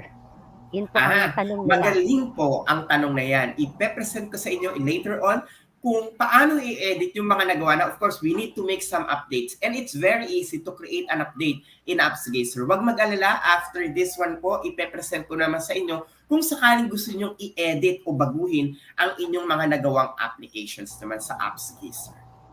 Sir, pwede po ba daw, sabi ni Ma'am Ivy Locasa, sa iOS ang app din, sir? Actually, kailangan maging mature ang teacher in terms of the terminology. Since we are saying Android OS, it means it runs in Android platform. Hindi siya pwedeng tumakbo sa iOS platform natin. Since we are eyeing onto this platform, ang reason kasi natin, DepEd has a target to procure Android devices for our learners. And to do that, we need also to empower our teachers in maximizing the use of Android devices. Likewise, many of our stakeholders and partners have donated Android tools. So, yun ang reason kung bakit Android din po ang muna natin tinuturo. But of course, in time, we will offer a different set of requirements or tools to our teachers for them to grow in ICT. Unti-unti po. Meron pa po ba tayong tanong, Sir Ariel? I think we can accommodate one last question and then I'll proceed again and showcase paano naman yung editing factor and the new tool na aking ipe-present sa araw na ito. Ayan, sir, may question po si Ma'am Shekina de los Reyes. Sir, pwede po ba sa phone gawin using Apps Gazer? Yun po That's a good question. My answer is you will be having difficulty. You know why? Apps Gazer is designed for you to create tools using the desktop version. Once you have created that in the desktop version, then you can migrate it in the mobile phone. Kasi po, kapag ginawa niyo po siya using your mobile devices, medyo mahirap. Lalo at kung i-click natin, ipaprompt ka niya yung mismong system. Sasabihin niya, you open it utilizing a desktop or a laptop because you will work efficiently onto that modality. I hope nasagot ko po yun. Okay, so Sir Mark, later on, sasagutin pa natin yung iba pang mga questions. Maybe we have to proceed doon sa ating part 2 ng session with Sir Mark Anthony C. Go Thank you, ahead, Sir Sir Mark. Ariel. Thank you, Sir Ariel, and thank you rin, Miss Marie. Now we proceed to our part 2. Now, let's have, again, my screen. Ayan. So, sana po ay nakikita ninyo ngayon na ang ating focus ay yung ating Android base mismo. Ito ngayon yung screen na nagpapakita na ikaw ngayon ay magda-download na ng file. This is an APK, an Android package file. So I just put it in my desktop, lagay ko siya dito sa aking folder. Papangalanan mo lang yan according to your vision kung paano mas madali itong maintindihan ng learners mo. So ako, kunyari, gusto kong i-share it, lagay ko lang AP4 quarter 3. And that will be the file. Ganun lang siya kasimple. Now, if ever you would like to go back and edit your work, this is the process. Again, may nagtanong kanina, gustong i-edit, ganito lang po. Balik ka sa apps geyser mo. Balik ka doon sa account mo. Now, instead of clicking start now, you'll click dashboard. You go back to your dashboard. Hit dashboard. And then once you are in the dashboard, you will see here a tool. Meron itong drop down. I-click mo yan at lahat ng mga ginawa mong application ay magpapakita. Lahat ng ito ginawa ko na. Ayan. So, lahat ng ginawa nyo nandiyan. So, for example, I wanted to edit DepEd AP4 quarter 3. Nakakagawa ko lang kanina. Ang gagawin ko lamang, kailangan kong iselect yon. After na ma-select yung mismong application from the drop down, punta ka dito sa edit. Can you see this edit tool? Ayan. Again, hanapin mo muna siya sa lahat ng ginawa mong app at pag nahanap mo na, i-click mo yung edit.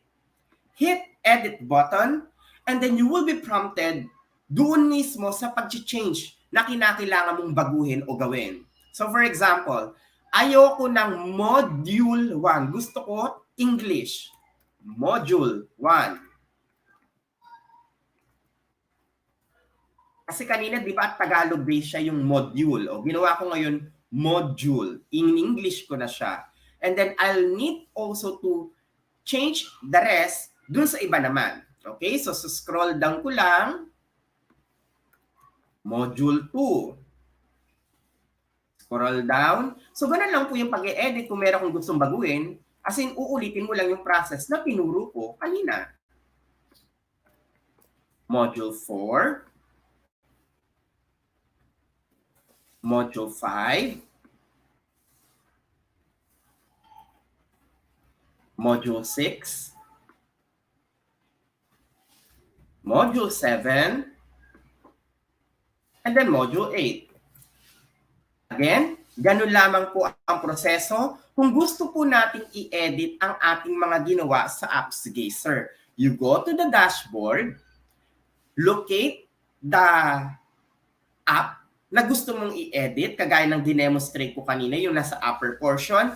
And once it is ready, gaya ng nakikita ninyo, scroll down ka lang and then hit the save button. Lahat ng gusto mong gawin mong i-edit, and then basta okay na yon, i-click mo na ang save button.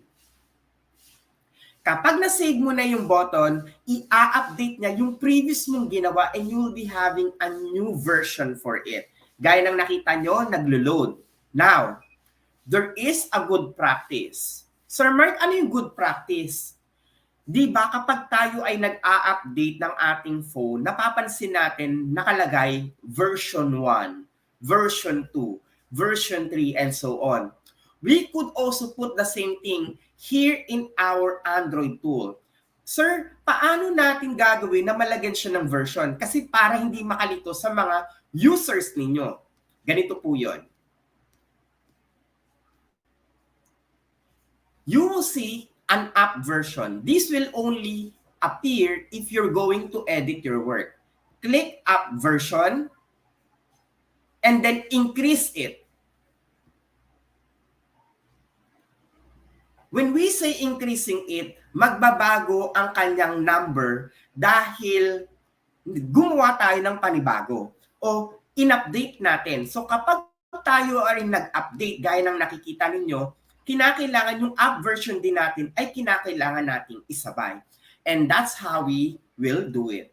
click Save button again. And after that, babalik na siya kung ano yung itsura niya kanina na nandito po sa taas. And repeat the process by clicking Download and then reinstall it in your respective device.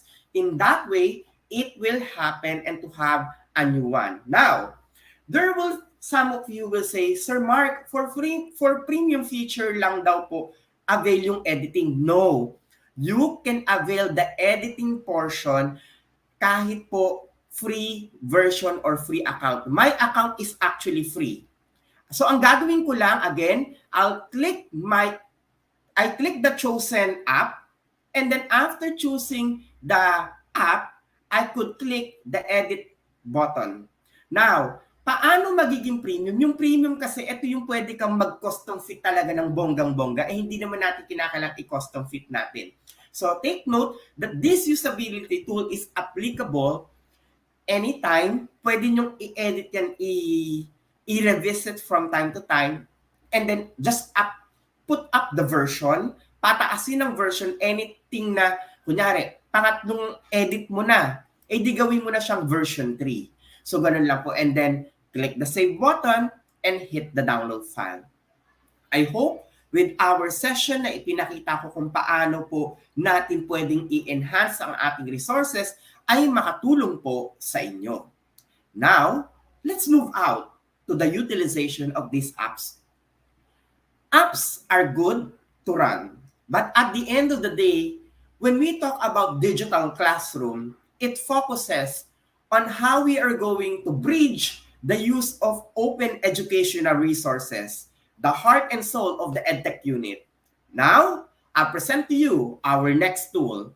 At masasabi ko na siguradong pagkatapos ng session na ito, maraming mga DepEd teachers ang siguradong gagawa ng content material sa YouTube dahil ito po ay bagong-bagong technology. Ito ang tinatawag nating Lumi Education. Makikita po ninyo sa ating tool o sa screen kung saan po makikita ang site na ito. Again, you need to go to lumi.education at pagdating po nyo dyan, ay pwede po nating ma-download at ma-access ito. I just give first a background. Hindi ba't nagturo kami tungkol sa H5P before? And using H5P means you are connected to the internet. And after creating the material, which is initially you are connected to the internet, lahat ng gagawin mo, dapat connected ka sa internet. Di ba nga sabi natin, ang battle cry, even without internet, there's no problem. So, sabayan nyo ako ha, mga kaguro, gawin natin ng sabay-sabay ang ating exercise na ito. Hit like or heart, o pwede nyong i-type sa ating chat tool ang salitang ready para alam ko na po na kayo ay nandito na sa lumi.education kasi po nakamonitor din po ako online using my phone para kung sakaling meron po kayong tanong at nabibilisan, medyo babagalan ko po. Okay? Again, hinihintay ko ang inyong pag-click ng like at heart at pag-type ng ready sa ating chat tool para tayo ay makapagsimula. Please go to lumi.education, and once you are there, you can simply download the application. O di ba ang dali lang? Pupunta ka lang sa website, tapos i-download mo. Sir Mark, sabi mo walang internet ang kailangan. Of course, the software needs to be connected first to the internet. Kukunin natin muna yung installer. Okay? So kunin muna natin. Hit download. Thank you sa pag-reply kay Marlon Villa. Same thing kay Nora Padilla and Catherine Luna Ople. Ayan. O di ba? Ang dali lang. Ngayon, you will determine what kind of device you are using, whether you're using Mac OS, Linux, or Windows. I-click natin syempre yung Windows. O teka lang, pag-click nyo ng Windows, dalawang makikita ninyo. Isa, download from the Microsoft Store, which is a recommended one. And yung isa, download installer. Para sa akin, ewan ko ba, gusto ko simple ang buhay, doon ako sa download installer. Kasi pag-click ko lang yan, mag-i-install na siya kagad. Ganun lang kasimple. Yung isa kasi, kailangan mo pang mag-login. So, syempre, alam nyo na, di ba, medyo kailangan, wais tayo sa buhay. Ito po yung ating yung po yung aking pinili. But again, you have an option. It's your choice. So just click save for you to install the file. It will only take you for about 4 to 5 minutes to completely install it. Again, kapag na-install nyo na yung software, aba, papalakpakan tenga ninyo kasi pwede na po nating magawa yung ating mga resources sa H5P kahit offline. O, di ba nakakatuwa? And these resources, once we have it all together, we can upload that one in our respective learning management system. This is webinar session number 1 at magkakaroon pa tayo ng mga marami pang webinar sessions na makakatulong para kayo ay maging mature sa paggamit ng mobile learning technology. Kaya sabayan nyo kami, kapag kami ay may na-introduce sa software, please try to grasp and utilize it. So sa mga nagsabi ng ready, I hope kayo po ay nag-i-install na. Thank you kay May Edulantes. Ayan, nanonood siya ngayon. At thank you rin po sa ating mga teachers from Tagawisan Elementary School, Mati Central District. O, di ba? Parang DJ, parang ano lang ako, DJ ngayon sa araw na ito. Ayan, nagbabasa. Ayan, video chat. Okay. Alam natin na iba-iba ang ating capability in terms of the internet. Kaya sabi ko nga, usually 4 to 5 minutes bago makumpleto ang installation. Now, if you are okay in donating, okay lang naman. This is actually for free. This tool is for free. But there are some people na very generous. Of course, you could give donations if you want. Sa kanila, hindi ko sinasabing mag-donate kayo Ang akin ay nasa sa atin. Kasi meron naman generous talaga na nagbibigay. Iba naman ay hindi. Hindi po napupunta sa akin tong tool na to, okay? It's an open source platform. An open educational resources. Now, I only have, I think, 10 seconds to completely completely download the file. Once it is downloaded, di ba ang dali lang, syempre, i-install nyo na ngayon. Kaya sa mga kaguro natin, kapag na-download nyo na yung mismong file, install it. So, please install. Sabi nga ni Nora Padilla Kaligtan, installing na po. Maraming salamat. At ganoon din kay May Antoinette na ating EdTech Specialist. Hi sa lahat ng ating EdTech Specialist. Ayan, alam kong sumasabay sila sa akin dahil hindi ko pa ito tinuturo. Ayan. So sa lahat ng mga kaguro natin ngayon, I know that you are enjoying a lot. And gaya nga ng sabi ni Roxy Ligan, installing in progress and excited to learn more. So mga kaguro, once you have completely downloaded, please install. With my material, I have already installed it. At kapag na-install nyo na, ganito ang itsura niyan. O, di ba? Makikita nyo, Lumi. Parang ano lang, hindi ito yung Luming kinakain basta Lumi, okay? Nasa sa inyo kung paano siya ipopronounce. Gusto nyo social, Lumi. Gusto mong natural lang, Lumi. O, nasa sa inyo po, okay? And now, if it is installed, please follow my guide, okay? Na-mention ko kanina na ito ay tumatakbo kahit na offline. But there is some prerequisite. Ano yung prerequisite? Huwag ka munang mag-disconnect sa internet. Buksan muna natin ang Lumi software by clicking the start button. Okay? After clicking the start button, hit create new H5P. Sir Mark, bakit ganun? Sabi mo kanina, kahit walang internet, okay lang. Nag-connect pa tayo. Makinig po ng mabuti. May prerequisite po. Kailangan gawin muna natin yung prerequisite. Okay ba yon? O sige, na-install na. Nabuksan na natin si Lumi application. Please click start and now click create new H5P. After doing that, it will load. Please wait for some time and you will see a lot of things. I'll explain, okay? Makikita nyo dito na ang interactive video, details ang nakalagay. Sir Mark, bakit ganon? Meron kang isa, get ang nakalagay. O makinig mga kaguro, pag details, ibig sabihin na-install ko na para tumakbo ng offline. Ibig sabihin si interactive video, si course presentation, si multiple choice, pwede na yan tumakbo kahit offline.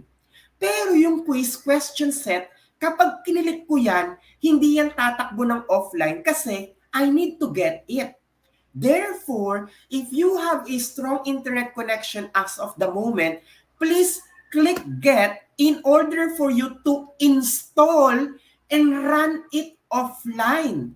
Click install. Wait for some time. Hintayin natin na ito ay ma-completely ma-load at siya ay masastore na. O, di ba? Dati nagpapakahirap tayo sa h5p.org na dapat connected tayo online to create. Ngayon, sa Lumi application, ang gawin lang natin, access muna natin siya for the meantime na naka-online tayo. And then, once na ma-install natin lahat ng gusto nating template, we call this one as template. Kapag na-install na natin, pwede na tayo mag-create ng naka-offline. But of course, I cannot click offline now. Why? Syempre, pag nag-offline ako, hindi na ako mapapanood, di ba? Nakakatawa naman. So, please make sure that when you choose a material, kinakailangan i-install and then click mo lang ang use kung gusto mo na gamitin. Now, if you would like to install more, click mo lang yung arrow button. Tandaan, ano gagawin? I-click yung get at i-install. Yan munang gawin natin ngayon. Mag-install tayo ng mga gusto nating template. Kasi kapag na-install na natin yan, pwede na tayong gumawa ng any gamified activities even without internet connection because we have installed it in the Lumi application or Lumi education tool. This is new. Siguro sa Pilipinas tayo ang kauna-unahang nag-conduct ng webinar session tungkol sa Lumi. Kaya dagsain na mga kaguro, ibahagi ang kaalaman na ito, i-post sa ating mga social media, sabihin, uy, attend kayo ng session ng ICTS EdTech, there's something new. And we are definitely sure that our Saturday is going to be very happy, kagaya nga ng sabi ni Elisa Marcelino. Ayan, thank you po. Remember, choose a specific tool or template that you would like to install. Once you install that, it will run offline.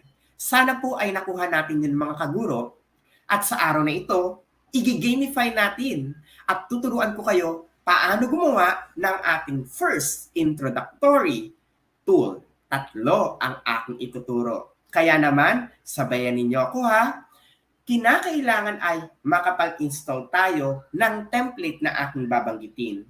Na-demonstrate ko na kanina paano ang pagpunta sa Lumi Education, paano ang pag-install, at paano ang process ng pagpili ng templates. For us to run it, we need to click the button Get and complete the installation. Once the installation is complete, then we can proceed and run it offline. Magsimula tayo sa aking template na ipapagawa sa inyo. Okay? Please look for the drag and drop.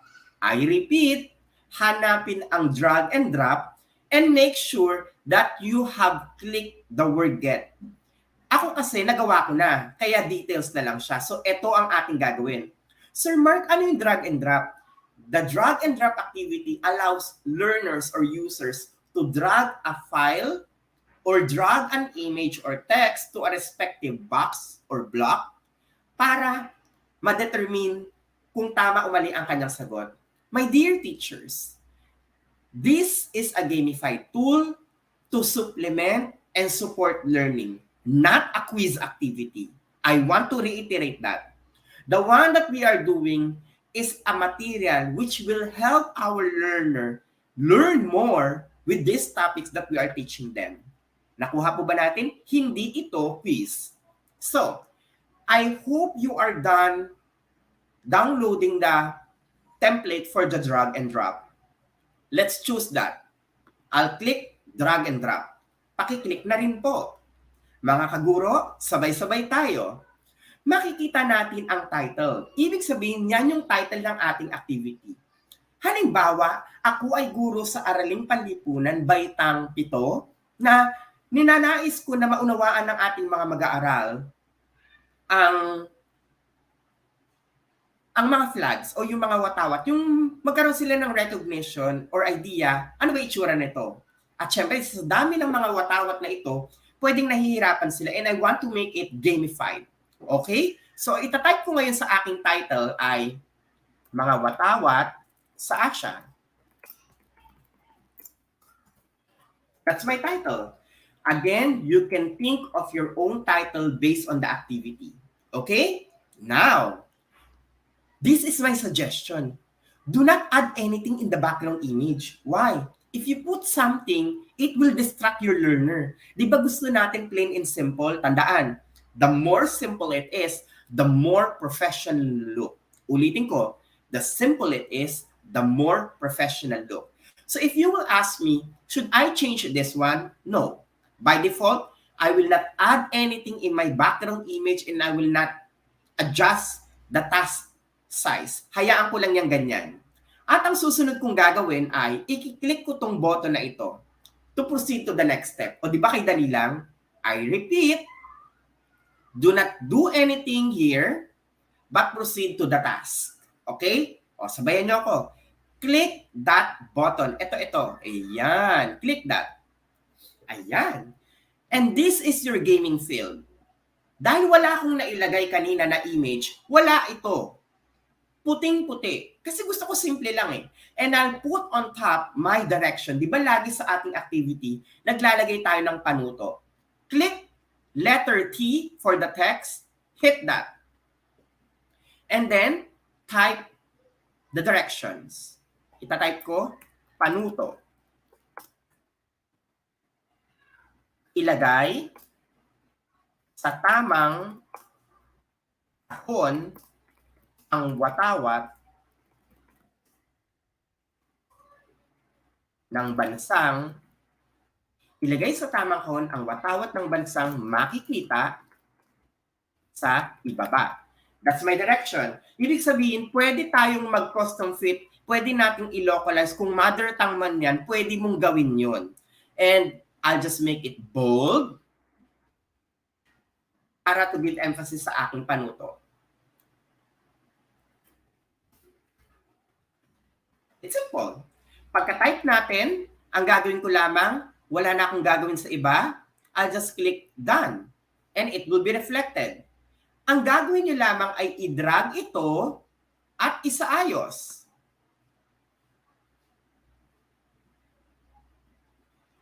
I'll make sure that it's just only one-liner para makatipid ako sa spasyo. Gaya ng nakikita ninyo, ganun lang siya kadali. Kinilik ko yung letter T and just I type down my direction and then simply put it there. Kay dali, it's simple. Now, our next step is to put the hotspots. Sir Mark, ano yung hotspots? Dito yung draggable item. So sana kayo po ngayon ay nakagawa na ng inyong direction ha. Huwag mag-alala kung sakaling Sir Mark, mabagal internet ko, recorded naman po ang activity natin. Pwede nyong balik-balikan at panoorin muli. At meron po kaming mga handouts para po dito at pwede po ninyong sabayan. Likewise, we will also upload the training design and the guides that you could actually use so you could conduct your own LAC session in your respective school. O di ba ang saya ng buhay? Papagaanin natin yan. Ganyan po tayo sa EdTech. So, ngayon na kayo po ay nakapag-type na ng ating panuto, gamitin natin yung hotspot. Okay? This is the drop zone. Pag sinabing drop zone, dyan nyo ihuhulog o dyan mapupunta yung ating item na hinahanap. Okay? Yung T, it's only the text. Now, I'll click Add Drop Zone. And after clicking Add Drop Zone, ilalagay mo ngayon yung label. I-project mo. Ano ba itong dapat kong ilagay? Since ang aking activity ay tungkol sa flags, edi ilalagay ko, halimbawa, Philippines.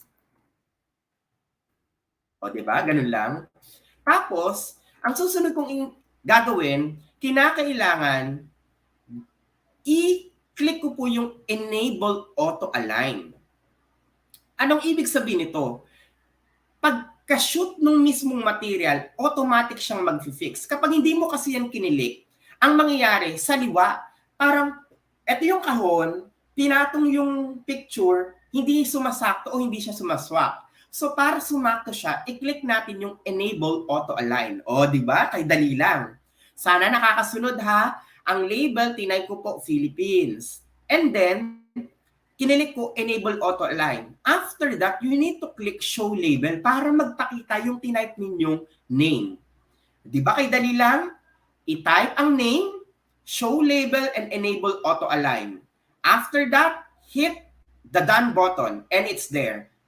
Sir Mark, bakit Philip? Of course, i-adjust mo pa yan. I-adjust mo kung saan mo siya gustong ilagay sa screen. Ngayon, lalagay ko siya dito sa tuktok and then I'll just drag it like this. Lalakyan ko. Yan.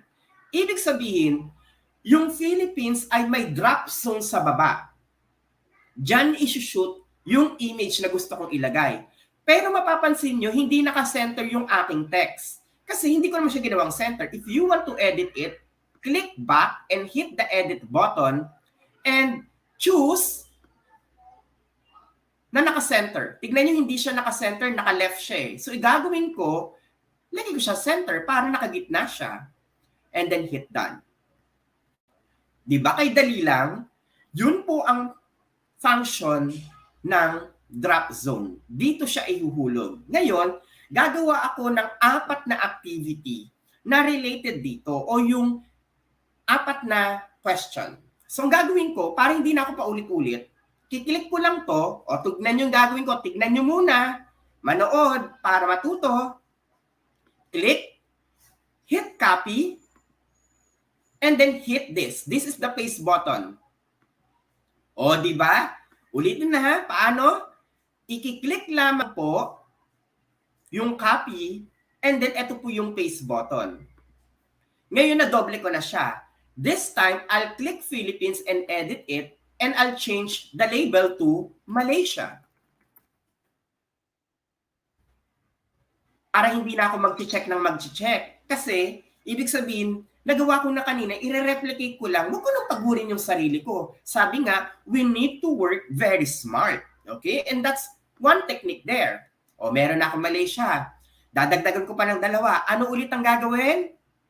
Tama. Make sure to hit the file, click copy, and the paste button is located onto the next side. Ito po, ito yung paste button. Hit that para makopya. And then, after that, hit the edit button, and then I'll change it again. Halimbawa, palitan ko, ito ay China. Hit the done button. Napakabilis lang kung paano gawin. O, di ba nakakatatlo na ako? Next, uulitin ko lang yung proseso. I'll click again, hit copy, and hit paste. And I have now my 4th box. Hit edit, and I'll change China now to Vietnam. Hit done. And now, I have these 4 boxes. For the benefit of everybody, ganito lang ang aking gagawin. Papakita ko lang sa inyo kung paano siya ginagawa. And then of course, it will be based upon your creativity paano siya gagawin. Look, Sir Mark, parang hindi siya pantay-pantay. Opo, hindi siya pantay-pantay eh, di ba? So, kinakailangan i-design nyo to na magpantay-pantay siya. So, gagawin ko lang, aayusin ko lang, usog-usog ng konti, para aesthetically ay okay siya tignan. O, di ba? Ang dali lang, pantay-pantay na siya. Lahat ng ginawa natin kanina ay drop zone. Meaning, dyan siya ihuhulog. Sana ay nakasunod po kayo kung paano siya gawin, ha? This is the drop zone. Now, ilalagay na natin yung mga gamit na ihuhulog sa drop zone. And this time, this will be the flag. So what I need to do now is to download the necessary pictures or images. And I have here preset. Ang ginawa ko po ay nag-download na ako kanina ng mga flags. So, ito po. Pero 4 lang dyan yung aking gagamitin ngayon. Okay? I-demo ko na ngayon paano natin gagawin yung pag-drop ng mga images. So, go back tayo kay Lumi. Our next step is to click the image button. The image button is here. Nakakasunod? I-click lamang ang image button and then search for it in your respective file. Click Add, and locate it. So ako, hanapin ko lang siya sa aking computer. And I'll choose first Philippines. I'll click Open. Ang ginawa ko, nilagay ko muna yung flag and then alternative text, meaning kapag accessibility feature, especially to our blind learners, ito ay makakatulong sa kanila. Also with our deaf learners naman, syempre hindi naman nila talaga ito maririnig. Sa blind learners, yung accessibility feature na ito. Okay? Yun yung paggamit natin ng alternative text. Again, I'll repeat. It's compulsory na maglagay tayo for the alternative text kasi for our learners na hindi nakakakita, syempre, maririnig nila kung ano o tungkol saan pag nag-hover o dumaan dito yung mismong cursor natin. So, ang gagawin ko po dito, ilalagay ko lang a flag that has 3 stars and sun and 1 sun. O ganyan na lang. Pagbigyan ko ng short description. And then after that, kasi compulsory yun, hahanapin mo ngayon sa drop zones. Ibig sabihin, ano yung answer? Ang answer ay Philippines. So, ikiklik ko siya. After that, yun lang po. At ikiklik ko na yung done. I repeat, it's important for you to put an alternative text para babanggitin niya kung sakaling nag-hover po yun. Next, indicate Philippines as the drop zone and click done. Balik tayo. At makikita natin ito na yung ating drop zone. I-shoot siya doon. Pero pag nakita nyo, Sir Mark, parang ang laki nung flag kumpara doon sa huhulugan niya. Eh di i-resize natin. So pag ni-resize nyo ngayon, adjust nyo lang yan na kaya siyang mag-swap doon sa loob. Yan o, i-imagine mo. Ganyan o, ini-imagine. Ganun lang pala. Okay. O, ayan na. So pag idinarag siya ngayon, kasukat na siya. Sana ay nakakasunod po. Okay? So we now have our first drop down or our first image, which is the Philippines. And we need to repeat the process. Tinuro ko na kanina. Paano gagawin? I-click lang yung unang ginawa, click copy, and then click paste. And you have now the next one.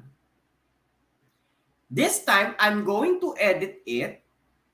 Click the edit button, and I need to edit the image. Kasi syempre, hindi na ngayon yan para do sa susunod kong item.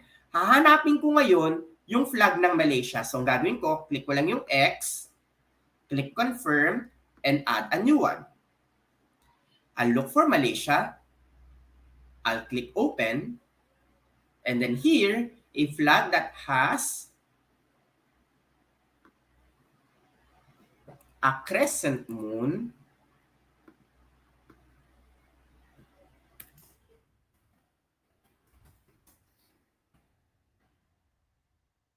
and 1 sun.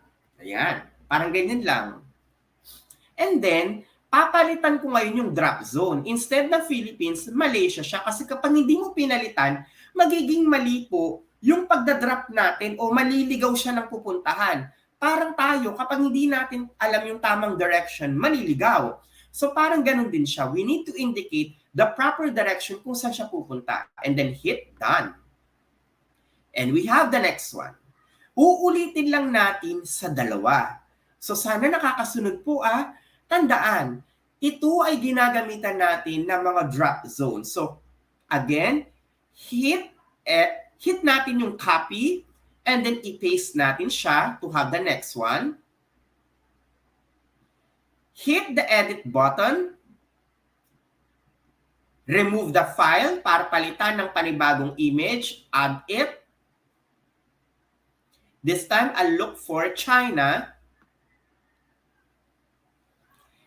Ang description ka naman, a flag that has 1 big star and 4 small stars. The main color of the flag is red. O kung gusto nyong dagdagan ng details, ganun po ang pwede natin gawin. And then, I'll select again the correct answer, which is China. And then, hit done. Ganun lang kasimple. Uulitin lang natin paano yung process na ginawa po natin kanina. And it's here. Kung mapapansin nyo, Sir Mark, bakit ganon? Naging punggok yung flag natin ng China. Tapos sa Philippines tsaka Malaysia ay okay na malaki. Ibig sabihin na-distort. Pag gusto natin na halos magkakasing laki sila, i-click nyo lamang po yung file o yung picture na gusto nyo kopyahin ng size. In this way, tignan nyo po lalakihan ko ng konti. Tignan nyo po. Pag kinilik ko yung Philippines at kinilik ko itong transform, makikita nyo yung size na 130/70. I repeat, makikita nyo yung size na 130/70. Yan yung kokopyahin ko para lumaki rin ng ganun yung flag ng China. I'll click that and click transform. I'll type now 130/70 at lalapad siya ngayon. Again, para maging ganun po ang format, kinakailangan ay i-click natin yung transform and copy the sizes para consistent ang laki ng mga ito. Now we are down with our last file or last item, which is Vietnam. I repeat the process. Click the image, copy, and paste it. Drag it, and this time, papalitan ko siya ngayon ng image ng flag of Vietnam. Click Edit. I'll delete the picture and add the flag of Vietnam.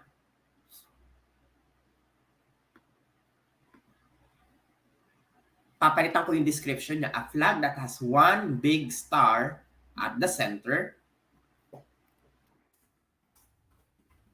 The main color of the flag is red. And then after that, ilagay ko lang ang sagot, which is Vietnam. Ngayon nabuo ko na, i-click ko lang ang done. Balikan. Sir Mark, bakit gano'n nag-shrink na naman yung flag ko? Again, ano yung magic number na ginamit kanina? Babalikan nyo lang. And then you edit it. Pwedeng mag-iba-iba tayo ng laki ng item or picture na ating nilagay. Depende kasi sa atin sa kung paano orientation natin siya gustong ilagay sa ating activity field. So, this one, i-click ko yung aking transform and then change it to 130/70. And look, magbabago siya ngayon. This drag and drop activity is very helpful, especially in capacitating our learners to have this visual orientation kung ano ba ang isang bagay. And kung makikita ninyo, Sir Mark, ba't ganyan? Tinapatapat mo lang siya. Eh di ngayon ko siya gugulu-guluhin. Kasi kaya ko lang siya tinapatapat para hindi ako malito. Ngayon, tsaka ko siya i-disarrange. Di ba? Ganun yun. I-disarrange ko siya para yung learners ko aayusin nila into correct format. Okay? Ayan. So ngayon na-disarrange ko na siya, yan na yung aking activity na drag and drop. And that's how simple it is. Kung kayo ay nakasunod at nakita yung beneficial ito, i-click lamang po sa ating chat tool ang heart at like sign o pwede kayong mag-type ng wow sa ating chat tool if you can follow this activity. Tandaan, ginawa lamang natin, naglagay tayo ng text, naglagay tayo ng drop zone, at ng images. And we make each one compatible. Ginawa natin compatible ang image na ito papunta dito, ito papunta rito, ito papunta doon, at ito naman papunta rito. But we should not stop that. Sabi nga ni Joanne Bulan, wow, thank you po. Sabi rin ni Mary Grace Escobar Enriquez, wow na wow, thank you. And now, I'll introduce to you paano ba natin gagawin to na seamless. Ginawa natin kanina ang pag-i-edit dito sa ating mga images. Let's go back to the drop zone. Click it and hit edit. You need to make sure na dapat ay naka-enable auto-align yan ha. Pag hindi nyo yung enable auto-align, sabog-sabog yun. So, kinakailangan ay sure tayo na yun ang ating ginawa kanina. Now, we are ready. Scroll down a little bit because we need to do some feedbacking. The feedbacking is necessary for us na mag-guide ang ating mga learners kung paano ba nila ito ginagawa. And this is how to do it. Tignan kung ilang items siya. Ilang items? 4. Dahil 4 siya, ang range kasi niya ay by 100. So, i-divide mo sa 4 yung 100. So, ibig sabihin, pag dinivide ko yan, 0 to 25 will be 1 point. 26 to 50 is my next point. And add another range hanggang 75. And then yung next ay 76 to 100. Ganun siya kasimple. Uulitin ko babalikan ninyo kung ilang items ang ginawa ninyo. Kung 4 yan, syempre mag-math ka muna. 100 divided by 4, 25. So ang range mo, 0 to 25 kung 1 point lang ang kanyang nakuha. 2 points, 26 to 50. So ganun, I think self-explanatory na, di ba? Basta ganun po ang proseso. I-divide nyo siya equally and then you give a feedback. Pag isa lang ang nakuha ng bata, ilagay mo, mag-aral pa ng mabuti. Ayan. Dapat encouraging. Ayan. Alam kong kaya mo yan. O, diba? Pag dalawa naman ang nakuha niyang tamang sagot, mag-aral ng mabuti.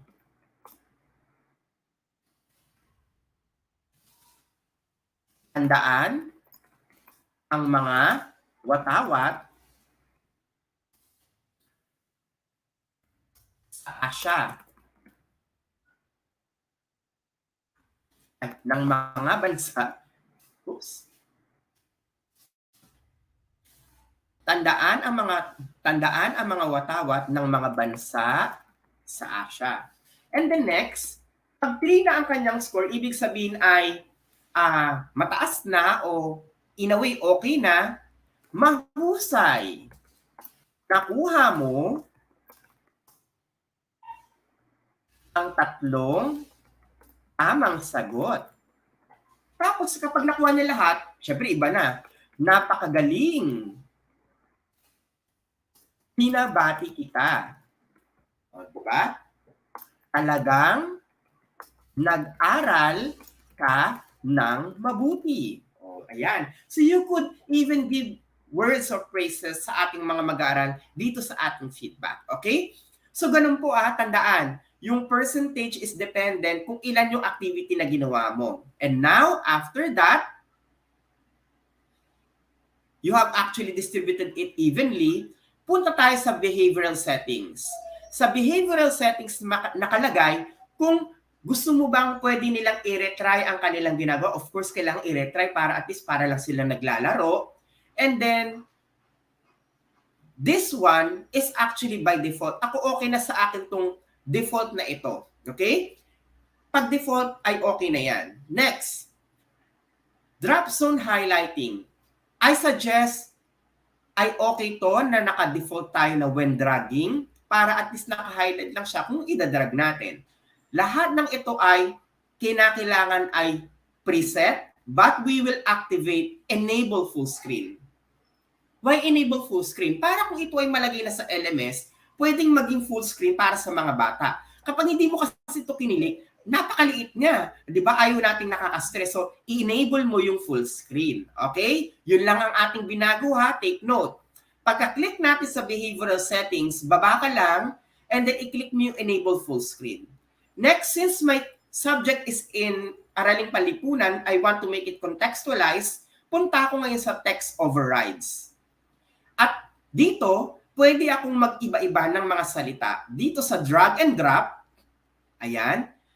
Pag check button, check down o lalabas, okay lang sa akin yan. Retry, okay. Tingnan niyo po Dito po sa banda, sa ibaba, pag sinabing correct answer, papalitan ko ng tamang sagot. Wrong answer, maling sagot. Kumbaga kung ano yung text na gusto kong ilagay, yun lang ang aking ipina-plot out. And then after that, Mapapansin po ninyo, ganyan yung kanyang plotting, you could actually custom fit kung ano yung gusto nyong salita na ilalagay. So kung mother tongue, pwede nyo pong gawin yon. Okay? And then same thing goes with the images. Pag lahat ng ito ay okay na-adjust na natin, at sa tingin nyo ay okay na po sa inyong panlasa, then we are now ready to identify na effective ba ito. Okay? So dito po natin makikita sa ating activity na ready na siya. Na-edit na natin yung gusto natin gawin. You could always revisit it from time to time. Now, to view your work, go on top, right on the upper portion, you will see the word view. Diyan nyo ngayon makikita yung inyong activity. Again, natapos na natin kanina sa baba. I-click na natin ngayon yung view. Once we click view, tada! This is our activity. I-click lamang yung full screen. O, ayan na, o. Diba? Naka-full screen na ako. Gagawin ko ngayon, ida-drag and drop ko na siya. Philippines. Pag kinilik ko, mapapansin ninyo, umiilaw kung saan yung tamang sagot. Ulitin ko ha, tignan nyo ha.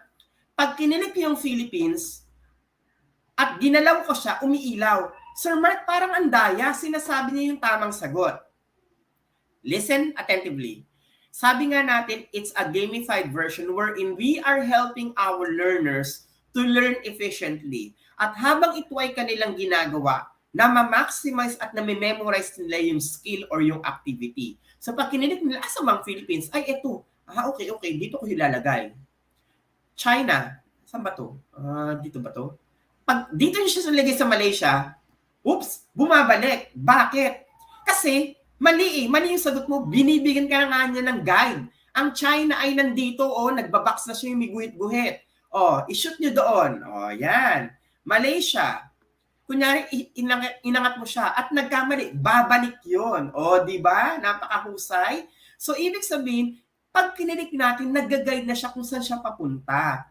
At in this way, yung learners natin ay nagkakaroon sila ng concept na, ay, ito pala yung itsura nun. So if ever we have subjects such as in arts, in music, na musical instrument, pwedeng ganyan ang ating gawin. Or kaya, characters in a specific literary context, pwede rin natin gawin na may picture. Kunyari, Les Miserables, merong mga pictures na gusto mong ipa-identify kung sino-sino yung mga yon. Ganyan lamang po kasimple. And then when they click check, lalabas kung ano yung score at i-retry. At nakita ninyo, bakit gano'n Sir Mark? 0 tayo. Mali yung scoring natin. Yes, kasi hindi natin inilagay ng akma o tama ang ating answering system. Kaya mali-mali po yung mga lumalabas. Kaya kinakailangan ay i-edit natin yon. So, dinemo ko lang sa inyo ngayon paano natin i-adjust yung tool na aakma siya sa lahat ng phases na ating ginagawa. And this is the title, this is the activity. And if you are not connected online, you could use it na tumatakbo efficiently na walang internet. Basta ma-install natin yung mismong klase ng template na ating ginawa. Now, how to fix this activity? Sir Mark, hindi tayo nagkakaroon ng score. Tingnan mo, 0 tayo. Bakit ganun? Tama naman. Let's hit edit. And this time, itatama natin lahat. Kinakailangan mag-in tandem silang lahat. Paanong in tandem? Let's click Philippines and hit edit. You need to make sure that this drop zone can only contain one element. Ibig sabihin, yan lang ang kanyang sagot. Inactivate ko na and make sure to select it. Sinelect ko yung flag. I'll click done. I'll go back now to the next one. Malaysia. Click edit. Sir Mark, bakit hindi natin yung ginawa kanina? Ipinapakita ko sa inyo step by step na pag ikaw ay nagkamali, paano mo i-correct? So tandaan ha, itinuturo ko na if ever nagkaroon kayo ng mali sa proseso, ganito yung paraan ng paki-edit at para maitama yung isang proseso na inyong ginagawa. So, kiklik nyo lang po itong image. Ayan. And then, this drop zone can only contain one element. Ibig sabihin, isa lang ang pwedeng ilagay sa kanya. Hindi pwedeng madami. Kanina kasi hindi natin ito nilagay. Ibig sabihin, kahit anong i-shoot natin ay pwede. kinakailangan ay specific. Kaya nilagay natin ang check. Now we go to the next one, which is China. Click natin again, edit. Repeat the process and hit done. And last one, which is Vietnam. Click edit. Repeat the process and hit done. Ngayon, let's have it again by clicking view. Tignan nga natin kung magte-take effect na. Drag natin. Philippines. China. Malaysia. Vietnam. And click check.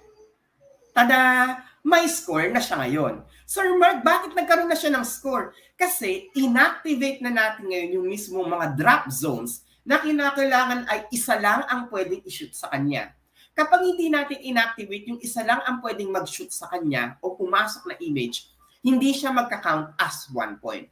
And with that, you are now having our gamified material that will run offline once it is installed, and you could even utilize this in your classroom instruction na very efficient and effective. Now, Sir Mark, nagawa na namin. Paano ko isa-save? O makinig mabuti ha, nagawa na natin.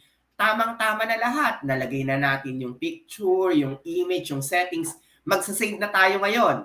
Listen attentively. On the upper portion of your screen, you will see the word file. Again, on the upper portion of the screen, you will see the word file. Click file and click save as. I repeat, click file located on the upper left side of your screen and click save as. And then, hanapin ang area sa inyong computer na gusto nyong isave itong file na ito. O, di ba? Walang internet yun. Siyempre, ngayon may internet ako dahil kasi kapag wala akong internet, hindi ako makakapag-present sa inyo. Save nyo lang, lagyan nyo lang ng file, and that will be an H5P package. Click save, and presto, that's done. You are now able to share these resources and upload it. Lahat ng ito ay pwede natin gawin. May option kayo na pwede nating alisin ang pagbibigay ng clue sa correct answer. Okay, sabi po ni Ma'am Nevada, mayroon daw po ba tayong option? The answer is no. Guided ang activity na ito. Ibig sabihin, pag napindot siya, talagang mag-highlight na siya ng automatic because it actually help our learner visually to distinguish the answer para po mailagay sa tamang concept. Sabi ko nga kanina, this is not a quiz. It's a guided concept. Paano ito gamitin? So that's the concept of the drag and drop activity. If you like our first gamified activity, simply hit like or heart, or you could simply chat or put in our activity tool sa chat natin ang thank you kung ito po ay inyong naintindihan. Ayan, sabi ni Jennifer Rocal, thank you. Maraming salamat at sana ay na-enjoy ninyo. Take note ha, constant practice makes perfect, and this easy tool is very manageable. Kailangan mo lamang ng mga images na gusto mong ilagay at i-drop dahil ito nga ay isang supplementary tool kagaya ng sinabi ni Christy Vargas. Ayan. Ngayon, na marunong na kayong mag-save, yan po ay mapupunta sa inyong file kagaya ng nakikita po ninyo dito. Okay? Now, if you are okay with that, let's move on to our next template. Yes, hindi pa tayo tapos. Para bumalik tayo sa ating ginagawa kanina, simply need to click this back button from Lumi. Huwag mag-alala dahil na-save nyo na itong activity na ito. Click the back button and then hit again the start button. Ibig sabihin, uulit ka lang. And then choose New H5P or yung kanina kung nandito ka kahit hindi mo na i-click yung back, click mo lang itong New H5P file, click that, and you will be prompted sa una nating ginawa kanina. Sa mga nagsabi ng thank you, kagaya ni Melody Domingo at ni Silvia Celosa, maraming salamat at sana ay na-enjoy nyo ang ating session. Now we move on to the next activity. This time, yung pang medyo matalino. Ayan, pang medyo matalino talaga yun. Excuse me. So scroll down lang tayo at hanapin natin tong find the words. Okay? Again, Scroll down and you need to install yung Find the Words dahil ito po ang ating gagamitin na material. Find the Words is actually locating any words in an activity and this is very helpful. Okay? Click Details once you have installed it and click Use if you're ready. Oh, tandaan, tayo ay nasa second activity na. Okay? Ngayon po, gagawa tayo ng parang klase ng word search activity na napakadali. For example, I am now a science teacher teaching the different elements. Okay? Gusto ko magkaroon ng retention sa kanila. Okay? Ngayon, ang gagawin ko po, I just simply type here now the title of my activity. For example, elements in the periodic. Ayan. Elements in the periodic table. O kaya kung gusto mo, elements. Ayan. Ganyan lang. And then, meron ditong by default, kung English, syempre, English na yung ating instruction. Kung gusto mong ibahin, pwede rin naman po. Find the words from the grid. Lagyan ko lang ng period. And then after that, you will see the word list. Mapapansin niyo na ang ginawa ko lang ay tinype ko yung title, tapos yung task description kung ano yung ating panuto, and then after that, word list. Ang gagawin ninyo, ito recommendation ko make it capitalize. Again, ang suggestion ko, capitalize it. And then type down all the needed words. Halimbawa, aluminum, tama, boron, kama, carbon, kama, cadmium, kama, calcium. Ayan. Walang space. Tanda na hindi tayo naglalagay ng space. Pag may tinype tayong word, dapat wala siyang espasyo o space. Tugtog nyo kagad ang comma and then type again the next word. So bubuuin ko lang muna yung aking ilalagay. Maglalagay ako ng 10 words dito na element. Okay? I have aluminum, boron, carbon, cadmium. For example, lagay ko pa ay iron. Ay, hydrogen muna. Hydrogen. Iron. Tapos pag meron ko nakalimutan, balik mo lang. Helium. So ideally, pag nag-type tayo dito, the best way is to have it in alphabetical format para maganda siyang tignan. Okay? I-arrange lang siya in alphabetical order. So, A, B, C, ayan. 1, 2, 3, 4, 5, 6, 7, 8. Dalawa na lang. So, for example, lagay ko ay radon and oxygen. I have 1, 2, 3, 4, 5, 6, 7, 8, 9, 10. Okay, nalagay ko na siya ngayon. Pag na-type nyo na lahat, take note, no spaces. Click this expanded button. Makikita ninyo dito na naka-by default siya. Huwag nyo na po itong tatanggalin. Hayaan nyo na lang po yan na naka-check. Okay? Yung orientation natin, hayaan nyo na lang po yan na nakaganyan. Wala na po kayong babaguhin. Click Text Overrides and Translation. Again, pwede po kayong mag-edit po dito. Kagaya ng ginawa natin kanina, you could always custom fit it. Okay? So, for example, dito sa feedback, you got blank score of blank total points. So, pwede kong sabihin na anything na pwede kong baguhin to into the context na gusto ko pong sabihin. Okay? So, these are the things na by default po dyan na pwede natin i-custom fit or i-customize. Now, pag napansin po ninyo, ganun lang siya kadali. Ang ginawa ko lang, nag-type ako ng title, nilagay ko yung description, and then I listed all of the words.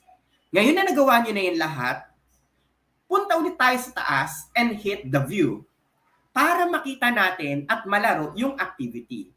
Hit view. And this is the activity. Naka-arrange in alphabetical order as I mentioned earlier. Kasi kung ano yung tinype mo kanina ng pagkakasunod-sunod, yun ang magpapakita rin dito. Kung capitalize, capitalize din po. Kung may capital at saka small letter, ganun din siya lalabas. Make sure na talagang walang spaces ang ating nilagay. And then, ang gagawin lang ng mga learners in this activity, is to search for it. Boron. And once na nag-highlight, nag-a-activate ngayon yung time. Magsisimula lang ang time kapag nagsimulang mag-highlight yung learner. Okay? O yung user. Next, carbon. O di ba hindi na ako nagpakahirap? Siya na yung kusang gumawa ng mga activity. Calcium. O di ba hindi na ako magsa-scratch paper. Ganun kaganda ang ating technology. Okay, next. Oxygen. And then while they are choosing the activity, nag-check na po siya dun sa gilid. Ibig sabihin, nakukumpleto nila. So in that aspect, nag-gamify natin yung ating resource o yung ating material. Next, hindi ko pa mahanap si aluminum, nahihirapan ako. Nasa ba yung aluminum na yan? Okay. And then after that, kapag nabuo na natin yung mismong resource, o di ba pwede siyang maging klase ng competition sa inyong klase, whether it's online or synchronous man yan or asynchronous, they will surely enjoy while learning. Because your teachers or the teachers right now, whether in public or private, dahil marunong na tayo kung paano ito gamitin, ay masasabi nating nagle-level up talaga tayo at handang-handa tayo sa ganitong klase ng mga resource. Okay? So, ang hindi ko na nakahanap ay si cadmium. Ayan. So, ang tagal na ng oras ko, 1:26 na. Tumatanda na si Sir Mark. Hindi ko mahanap yung cadmium. Okay. Ayun si aluminum. Aluminum. Okay. Next, hydrogen. Talagang nag-live ako naglaro, no? Ayan. So, kung kayo sa school ay nakakaisip din na, okay, pwede pala namin itong magawa as an activity. Ayan, pwedeng-pwede po. Okay? Isa na lang, cadmium na lang ang hindi ko mahanap. So, it's really a challenge for you to locate it. Ayun, nakita ko na, cadmium. Okay? And then, there you go. I have a total of 10/10. And I hope you have enjoyed our next activity. And if this is okay with you, ang gagawin nyo lamang, again, hit the file button, click Save As, and again, it will directly save to your respective file sa inyong laptop man yan, o type nyo lang, kunyari, ang file niya, yan na nga, elements, click Save, and it is ready. You now have this gamified tool na napakasimple. Hindi ako tumagal ng 10 minuto. Ano lang ang ginawa ni Sir Mark?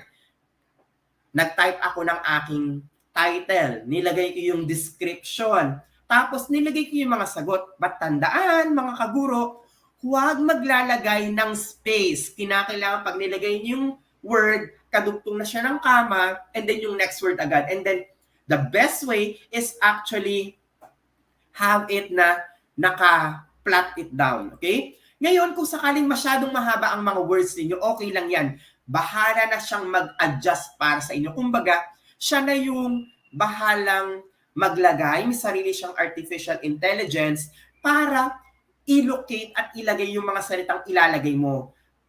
Dati, di ba, pag tayo ay gumawa ng crossword, pahirapan, nakakailang scratch paper ka na kung ano-anong pinagagawa mo para mabuo mo lang yung mga salita. Ito, interactive na, simple pa, ang dali pa niyang gawin, it will save your time. At kapag ikaw ay nag-demonstrate, you are maximizing the use of ICT effectively at level up yun dahil hindi ka na nagstay sa PowerPoint.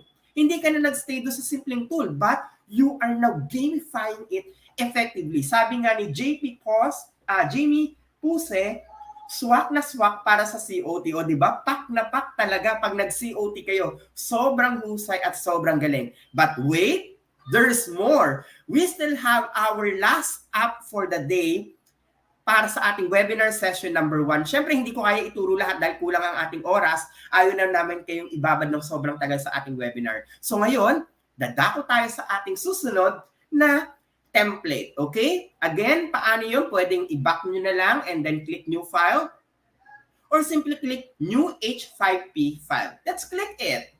Click New H5P File. Okay. Ngayon po, scroll down tayo ulit. At ito yung susunod natin na hahanapin. Katandem siya actually ng find the words. This one is what we call as crossword. O di ba? Ang crossword ay napaka gamit na gamit na tool para sa ating mga teachers. Dati ang crossword, kailangan mo ng papel, tapos yun nga, ang dami mong scratch paper na naubos, kumakamot na yung ulo mo, paano mo mapagkakasya lahat ng mga salita. But this time, we will make it fun and effective using this gamified tool. Okay? O anong gagawin? Please click get para ma-install na ninyo yung ating file o yung template na crossword. And once you are ready, pwede na tayong mag-start na running po to ng offline. Okay? So, I hope nandito na kayo sa crossword. Let's click it. And once you have installed it, click use. I repeat, once you have installed it, click use. Okay? Kagaya ng ginawa natin kanina, just listen or you can follow me. Kagaya ng ating ginagawa. At nakikita ko sa ating chat, marami ang pumapalakpak. Ayan, sige nga, kung kayo ay natutuwa, pwede kayong mag-chat at ilagay ninyo yung clap, clap, clap kung nag-e-enjoy kayo sa ating webinar session number 1 sa ating ginagawa ngayon. We are down with the crossword. I'll guide you how to do it. But this time, I'll make it more engaging and more satisfying, especially concerning about music. Okay? So, pakita ko muna sa inyo yung aking inihanda. I have here Awiting Bayan. Oh, aba, magpapaka-music teacher yata si Sir Mac. Hindi naman. Naglagay lang ako dito ng my music para at least iba-ibang atake naman, di ba? Nag-AP tayo, nag-science. Ngayon naman, magpapaka-music naman tayo. I have here set of files in MP3. Niready ko na siya. Okay? Dahil gusto ko, yung crossword ko, may MP3 file. O, di ba kakaiba? Crossword, pero may pa MP3. Okay, look at this. Sabay-sabay nating gawin. First step is to give a title. Ang title ko ay Awiting Bayan. Halimbawa, ang lesson ko ay pang grade 7 yata to. Ayan. Grade 7 music na Awiting Bayan. Okay? And then I'll give a description. Take note, the description is the panuto. Yan ang default na makikita natin dito. So, lalagay ko lang panuto. Tukuyin ang Awiting Bayan. Gamiting gabay ang musikang makikita dito. Dito. Ayan. So kung mapapansin niyo, ay, kakaiba yung ating crossword. May pa-music ngayon si Sir Mark. Oh. Tukuyin ang Awiting Bayan. Gamiting gabay ang musikang makikita rito. Okay? So, after typing your description or the panuto, please take note that in the word format, there's a default here, dalawa. Ita-type mo yung clue. Okay? Pag tinype mo yung clue, yan yung magpapakita and then yung answer naman, yun yung mga boxes na i-fill in. So, kunyari, ang clue ko ay bukid. O, ganyan lang kasimple. Bukid. Ayan. O kaya, nagtatanim. Ayan. Okay? Simplihan ko lang siya. And then, my answer is bahay, kubo. Ayan. Okay? Now, I need to revisit, ayan, kung sakaling meron tayong mga spaces, pwedeng kahit pagdugtungin nyo na siyang ganyan. Okay? Kasi syempre, crossword naman yon. Now, I indicated clue, but I want to put a music. I'll click extra clue, and then I'll choose audio. O, di ba ang husay? Hahanapin ko ngayon yung audio sa aking material. And then I'll put a title here. Lalagay ko,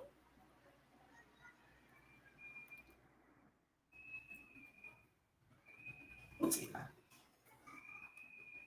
And by default, musika.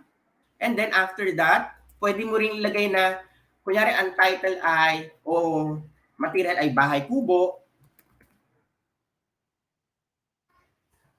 Lagay mo lang yon, and then look for the source file. I'll upload now the file.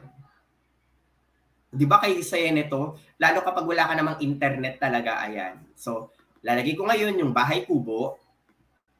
And then once it is installed or na-upload na, gaya ng nakikita ninyo, I'll make it minimalist. I'll fit into the wrapper. I will not enable it to autoplay kasi Kalito kung enable mo yan, aba, pag nagsabay-sabay lahat ng tugtog doon, di sabay-sabay tumugtog, ang ingay. So, ganyan lang siya. And then after that, ay okay na ako sa una. So, nilagay ko yung clue, nilagay ko yung answer, ayan. And then next, I'll go to the next one, word. Number 2, hindi pa ako nagkiklik ng add kasi by default may dalawa. And then susunod naman dito ay, lalagay ko po, sing-sing. Ayan. Tapos answer, atin pupung sing-sing. Ayan. And then, yan di ba yung answer? Ang susunod, extra clue again, I'll choose audio. By the way, ang extra clue ay pwedeng text, pwedeng image, pwedeng audio, o pwedeng video. But this time nga, sabi ko nga, gusto ko musicality ang lalabas. So, audio ang aking ilalagay. And then after that, ilalagay ko dito, atin kupung sing-sing. Ayan lang. I'll choose the source file in my computer. Select it. And then it's there. Make sure to choose fit to wrapper. And then wala pong check ito. Okay? Next, add another word. O, di ba? Doon lang susulpot yon. So, ibig sabihin, yung clue lalagay natin, kunyari, alimango. Answer. Tong, tong, tong. Kunyari, yan lang yung sagot, tong, tong, tong. Ayan. Tapos, extra clue, audio. Kunyari, lang yung answer, ha? And then, look for the source file. And it's here. Insert it. Do not forget to click fit to wrapper. Ngayon na nagawa na natin na mailagay yung tatlong sample na ito, tatlo lang muna gagawin ko at least ma-visualize din nyo kung paano siya. Ang ginawa ko lamang ay, yung clue, yun yung makikitang mga words para ilagay ang tamang sagot. Okay? Next is, when you go back here sa baba, you will see here the overall feedback. Again, kagaya kanina, pwede nyo magkaroon ng distribution evenly doon. You could even set a theme or background. Pero sabi ko nga, I highly recommend na plain lang siya. Huwag nyo nang lalagay ng maraming picture kasi medyo nagiging wordy. And then after that, by default, hayaan nyo lang po siya. Huwag na po tayong maglalagay dito. And the text overrides, hayaan lang din natin siyang by default unless gusto nyo i-change yung mga words. So lahat po ng ito ay ginawa natin na nag-type lang tayo na nag-type. Wala tayong ginagawang fixed thing. Now, there are things here na, Sir Mark, meron ditong fixed word on grid. Pag yan ay chinek mo, pahihirapan mo pa yung sarili mo na ilalagay kung saang row at column. Ay nako, mahirap yan. Kasi mag-iisip ka pa, nagmamadali ka, di huwag mo nang ilagay yan.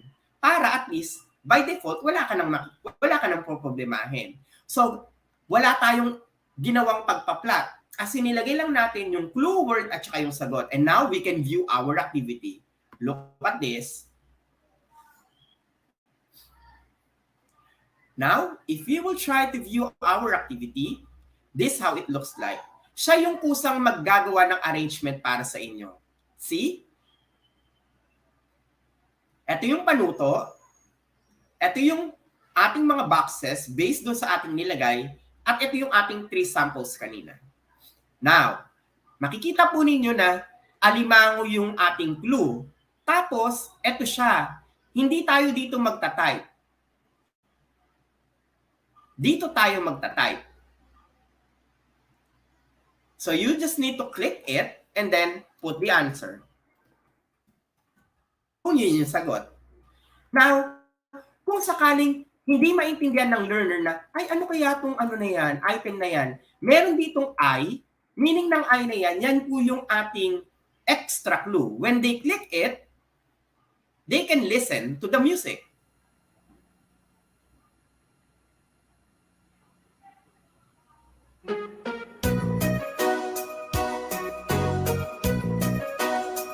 Tong tong tong tong, pakituki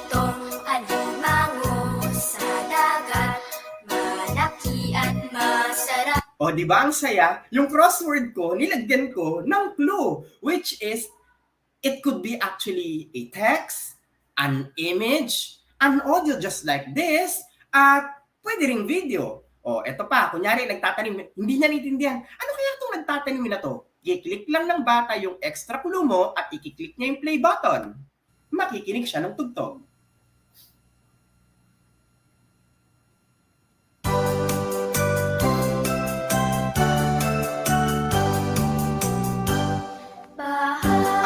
Bahay kubo pala. Ilalagay niya, bahay kubo. And that's how simple it is. Na-enjoy na ngayon ng mga bata yung crossword na hindi sila nasistress kasi gumamit tayo ng magandang teknolohiya para rito. And then sing-sing, sabi, ano ba itong sing-sing na to? Ano kaya to? Ayan. So pwedeng, ang gagawin, kiklik lang natin ulit, hit play,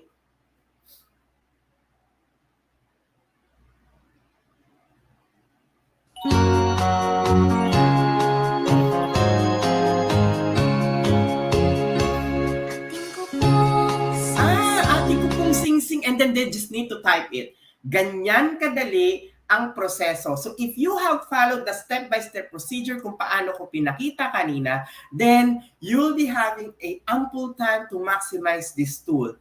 We have started webinar session number 1 and I hope sa mga susunod na webinar sessions ay makakasama pa rin po namin kayo dahil tuturuan pa namin kayo ng mas marami pang technological tools on how to maximize and gamify these resources. Ito ay simula pa lamang ng ating webinar sa taong 2022. Kaya sa ating mga kaguro na na-enjoy ang ating activity mula sa conversion ng mga Android-based resources at ang pag-gamify ng ating mga kagamitan, paniguradong hindi maiiwan ang Pilipinas kapag pinag-usapan natin ang educational technology. The floor is now open if in case you do have questions, but take note, huwag kakalimutang i-click ang file at i-save as ang inyong ginawa para hindi ito mawala. Okay? Click save. Now, to all of our teachers who are currently watching, na late po kayo, huwag mag-alala, recorded ang session, you could actually try to access it anytime, anywhere, repeat it. At gaya nga ng aking nabanggit, kami po ay magpo-provide ng mga handouts para kung kayo po ay magko-conduct ng webinar session ng sarili ninyo o gusto ninyong i-re-echo o ito ay nasa lock component o lock session, we will be also providing the training design para madaling-madali nyo na pong i-deploy ang training na ito sa ating mga kaguro. Please share this great news, share the power of Lumi Education, share the power of OER, and share the great things which we are going to conduct in ICTS EdTech para sa kagawaran ng edukasyon. Maraming salamat po. At hindi na sayang ang inyong Sabado. Back to our host. Correct. Hindi talaga sayang ang ating Saturday at ang ating health break dahil talagang, sir, lahat kung mababasa natin ang comments, it's wow, it's amazing. Talagang maski kami, Ma'am Marie, nagtatry. Ayan, Tutok to the max. Sobrang at saya. lahat ay get ko. Lahat get. Dahil malakas ng internet ngayon, lahat get. Lahat get na natin. Nakakatuwa. Kaya nga, Sir Mark, meron ng mga ibang katanungan with regards to... Yes, sir. Actually, Sir Ma'am Marie, kailangan tumutok talaga sila sa ating session kasi po, ito po ay nakaproseso dahil ito ay patungo sa paggamit po ng learning management system. Nire-ready natin sila sa H5P Gamify Resources dahil pag sinabi natin digital classroom, ang peak nito ay papunta sa LMS. So, inintroduce natin si DepEd Commons, paano siya i-maximize, i-bridge natin to unti-unti at hindi mahihirapan ang ating mga guro dahil i-guide natin sila. Kaya kung meron silang mga tanong, please feel free to ask and we will try our best to answer your questions. Yan. So, thank you so much. Sige, sagutin natin ang mga katanungan, Sir Mark. From Sir Raymond Toralde, ano po yung maximum file size ng app na convenient to utilize by our learners? The answer there, wag po kayong lalagpas sa 50 MB. Again, huwag kayong lalagpas sa 50 MB. Kaya po kanina, yung akin naging recommendation para it will run efficiently and smooth, kung kayo po ay mayroong 30 PDF file, hatiin nyo sa dalawa, gawin nyo lang tag 15. Ganun po siya. Para po run smoothly, hindi po kayo mahihirapan or masa-stress. Kunyari, nakita nyo 16 na, ay, gawin nyo ng tag 8, paghiwalay nyo na po. Kasi gusto natin pag nag-install at nag-open ng file o yung Android-based ESLM natin, it will open immediately. Okay po? Yes, tama. Tapos kung maiksi na lang, no, Sir Mark, kung konti na lang talaga yung file, bawas-bawasan yung mga nakalagay na iba pang mga app doon sa phone. Wag itong educational app na to dahil napakaganda. Ma'am Marie? Tama po. Next question, sir. Coming from Jessie Mirano. Sir, pwede po ba i-save sa USB OTG flash drive ang mga downloaded na APK files? Ang sagot dyan ay pwedeng-pwede dahil pag na-download, yan po ay pwede nyo i-share either Bluetooth or cabling. Pag tinignan nyo nga po yung cellphone ko, eto pakatandaan mga teachers, pag tayo po ay nag-install, di ba pwede tayong mag-merge ng mga different apps para nakalagay sa isang folder. Ganito po ang gawin niyo pag na-install nyo na pag sama-samahin niyo yan, ganyan ang perfect solution para magawa po yun, okay? Enjoy the installation of our quality assured. Kasi mga quality assured po yung mga kinonvert natin na APK file. Okay? Wow, wow na wow talaga. So ready na sila, sir, at excited na sila. Di ba, Sir Ariel? Yes, yes po.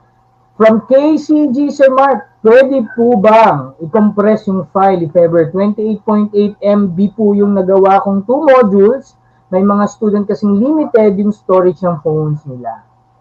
Yes. Actually, bago po natin i-convert ito into an APK, make sure na nakakompress na si PDF para po hindi na po tayo magkakaroon ng problem pa. Siyempre, as times goes by, pag natapos ang specific lesson, kunyari, natapos yung quarter 1, I highly recommend to have a flash drive store doon yung mismong downloaded file para at least you have a backup.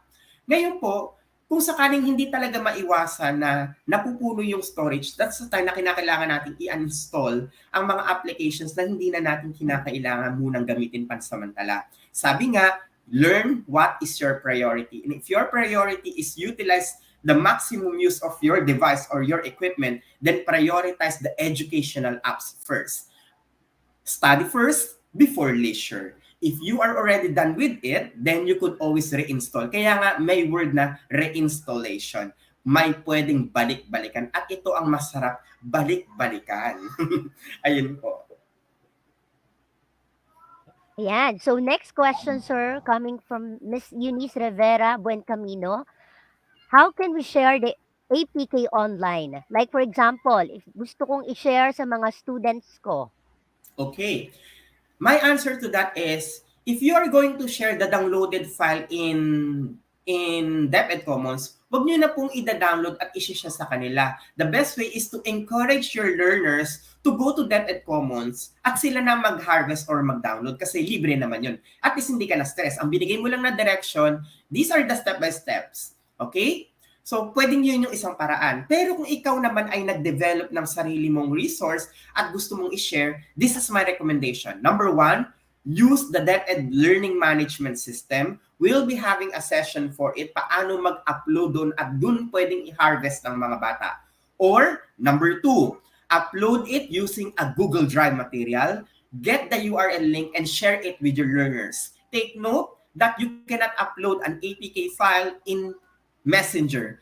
They consider it as a threat or a virus. Why? Because they have a connotation that this one is a native material. Kumbaga, hindi siya nanggaling sa Play Store kasi. Kaya, ganun lang ang kanyang konsepto, but it doesn't have a virus. Okay po? So, I hope nasagot ko ang iyong tanong, Ma'am Eunice.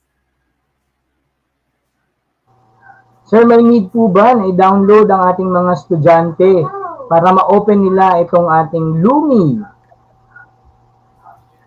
If our learners will utilize Lumi, ang kinakailangan, wala sila actually i-download.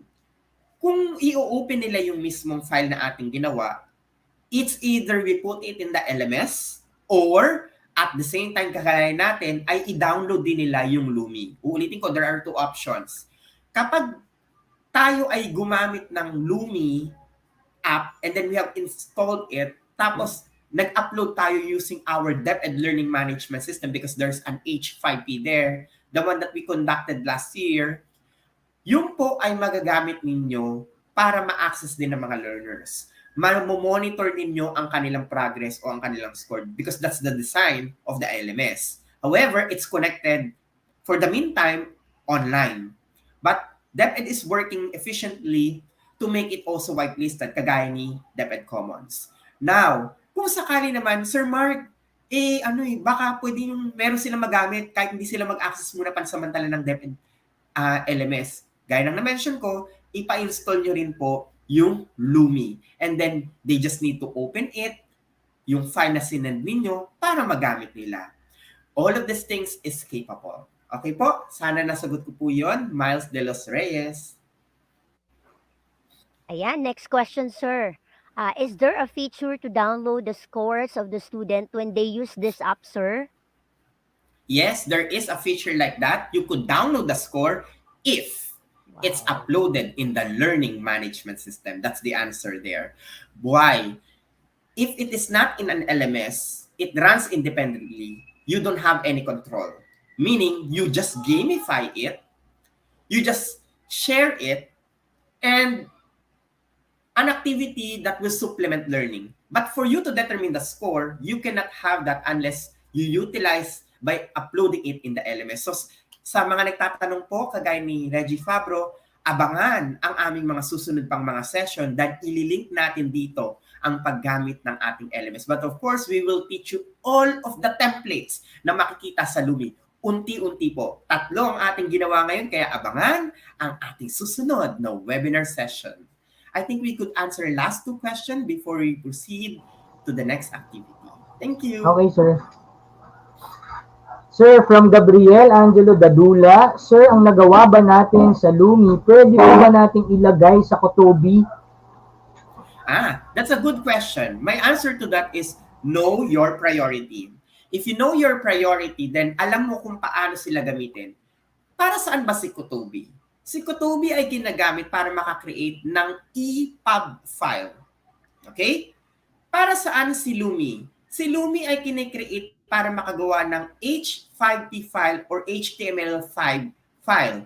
Magkapareho ba si EPUB at saka si HTML5? The answer is no. Dun pa lang, ibig sabihin, hindi mo sila pwedeng i-blend together. Magkaiba ang kanilang functionality. Therefore, as teachers, we should also know the maturity in terms of determining the file. Halimbawa, nakakita ka ng doc at saka PPT. Si doc ba at saka si PPT pwede mong pag-isahin? Di ba hindi? Magkaiba kasi sila ng file. So, ganun po yun, sir.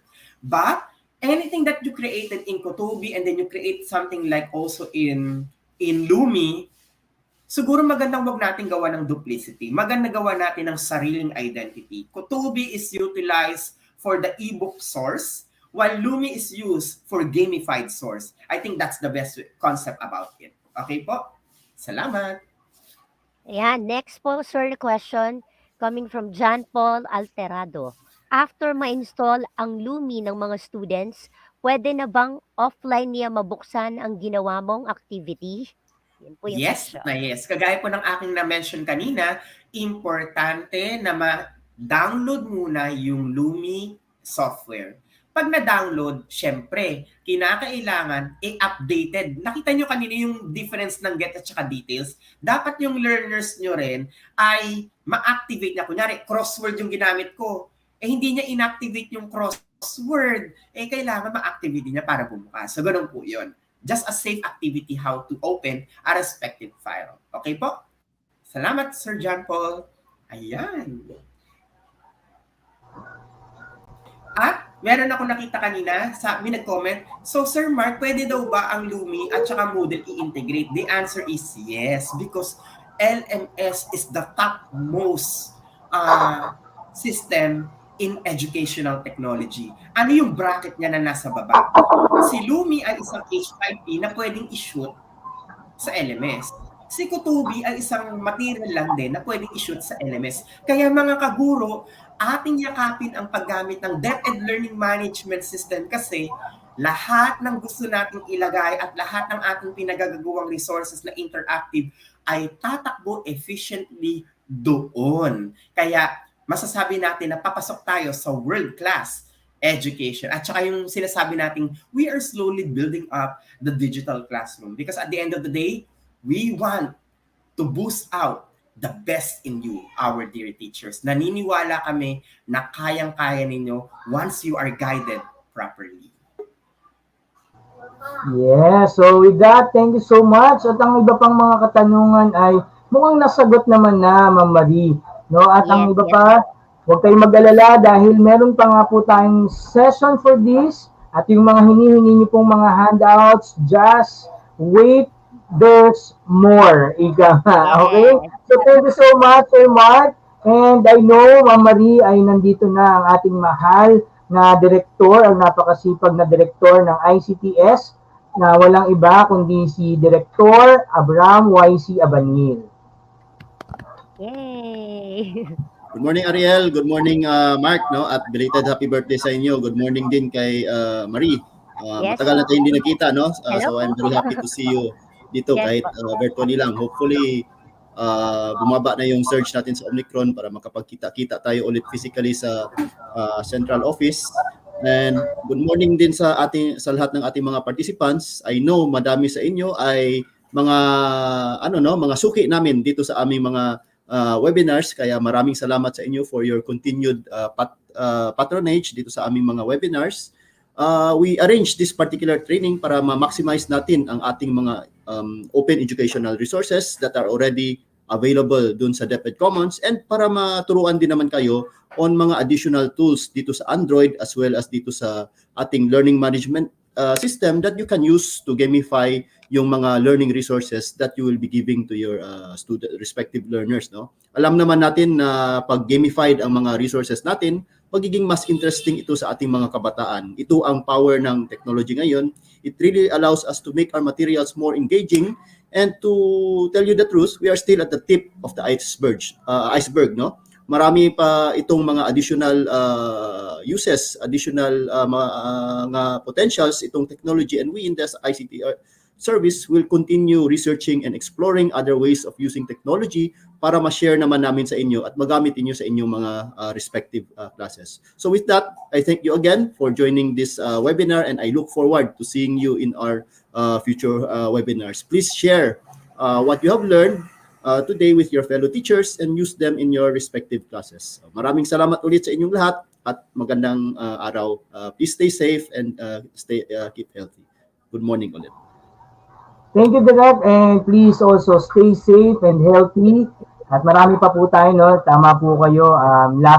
Tama yung sinabi ni Direk, Ma'am Marie, kailangan itong mga natututuhan natin. And syempre, i-share natin sa ating mga Yes, kapwa guro share. at sa ating mga learners.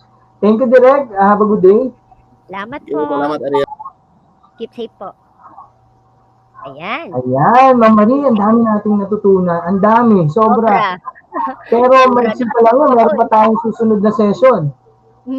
Excited ako dyan, Sir Lalo. Nakatutok ako kanina, gumagawa ako.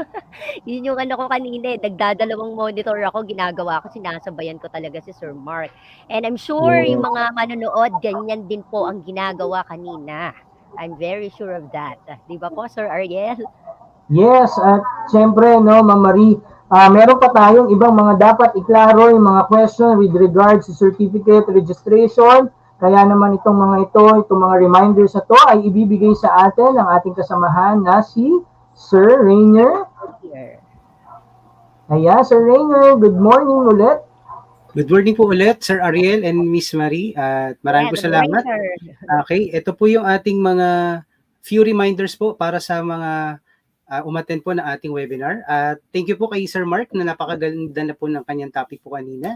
So ito po yung mga reminders po natin para tayo po ay reminded po sa ating webinar session 1. So meron po tayong mga reminders for your certificates. Please visit the DepEd PD LMS. Yung ating link po ay yung training.deped.gov.ph at lagi po natin yung nagagamit sa ating mga webinar series ng EdTech Unit. And kindly log in your credentials, your username and password. And para naman po malocate natin yung ating course, meron tayong site home. Click po natin yon at hanapin natin yung course category. And then look for ICTS Educational Technology Unit at meron po dong Webinar Series 2022. And click the use of Android-based electronic modules and digitization of gamified resources. Isa pa lang po yan sa ating Webinar Series 2022. And click Access. And don't forget na ito po ay wala pong enrollment key. Para naman po sa ating webinar quiz, kailangan po natin sagutan yung 10-item quiz at kailangan perfect po natin yung score para mag-proceed po tayo sa second step. And then this webinar quiz ay available po once na matapos po yung ating webinar series ngayon, January 15, 2022 at 12 p.m. And then you may download your digital certificate. This is a national certificate with OUA memo 00-0122-0026. And kindly fill out din po, sagutan natin ang ating Session 1 webinar evaluation form.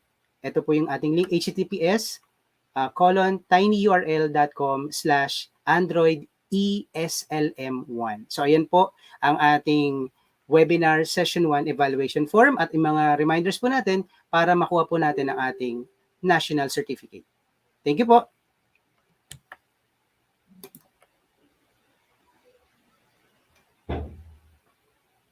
Ayun, napaka-informative ng instruction po ni Sir Rainier. Talaga naman pong naunawaan ng lahat and I'm sure excited na sila na pumunta sa LMS ngayon. Yes. Ayun po. Kapatid na Ariel, meron po yatang surprise. Yes. Meron ba? Gusto ko lang paalala ulit no, na tayo ay live din. Live tayo sa Facebook at YouTube at siyempre doon sa mga hindi naka-attend yung araw na ito, pwede tayo maging team replay. At kung kayo po ay nakapanood na, pwede po kayong i-follow nyo kami sa Twitter. Yes, nasa Twitter na po kami. I-mention nyo lang po ang EdTech Unit at gamitin po ang mga hashtags. Anong mga hashtags natin ngayon, Ma'am Marie?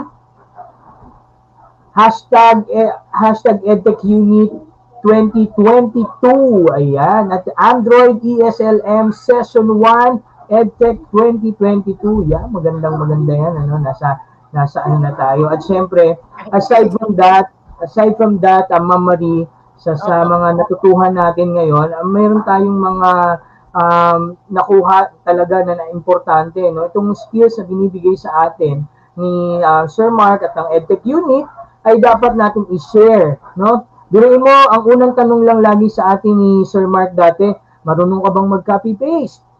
Marunong ka bang mag-type? Marunong ka bang mag-delete? Di ba?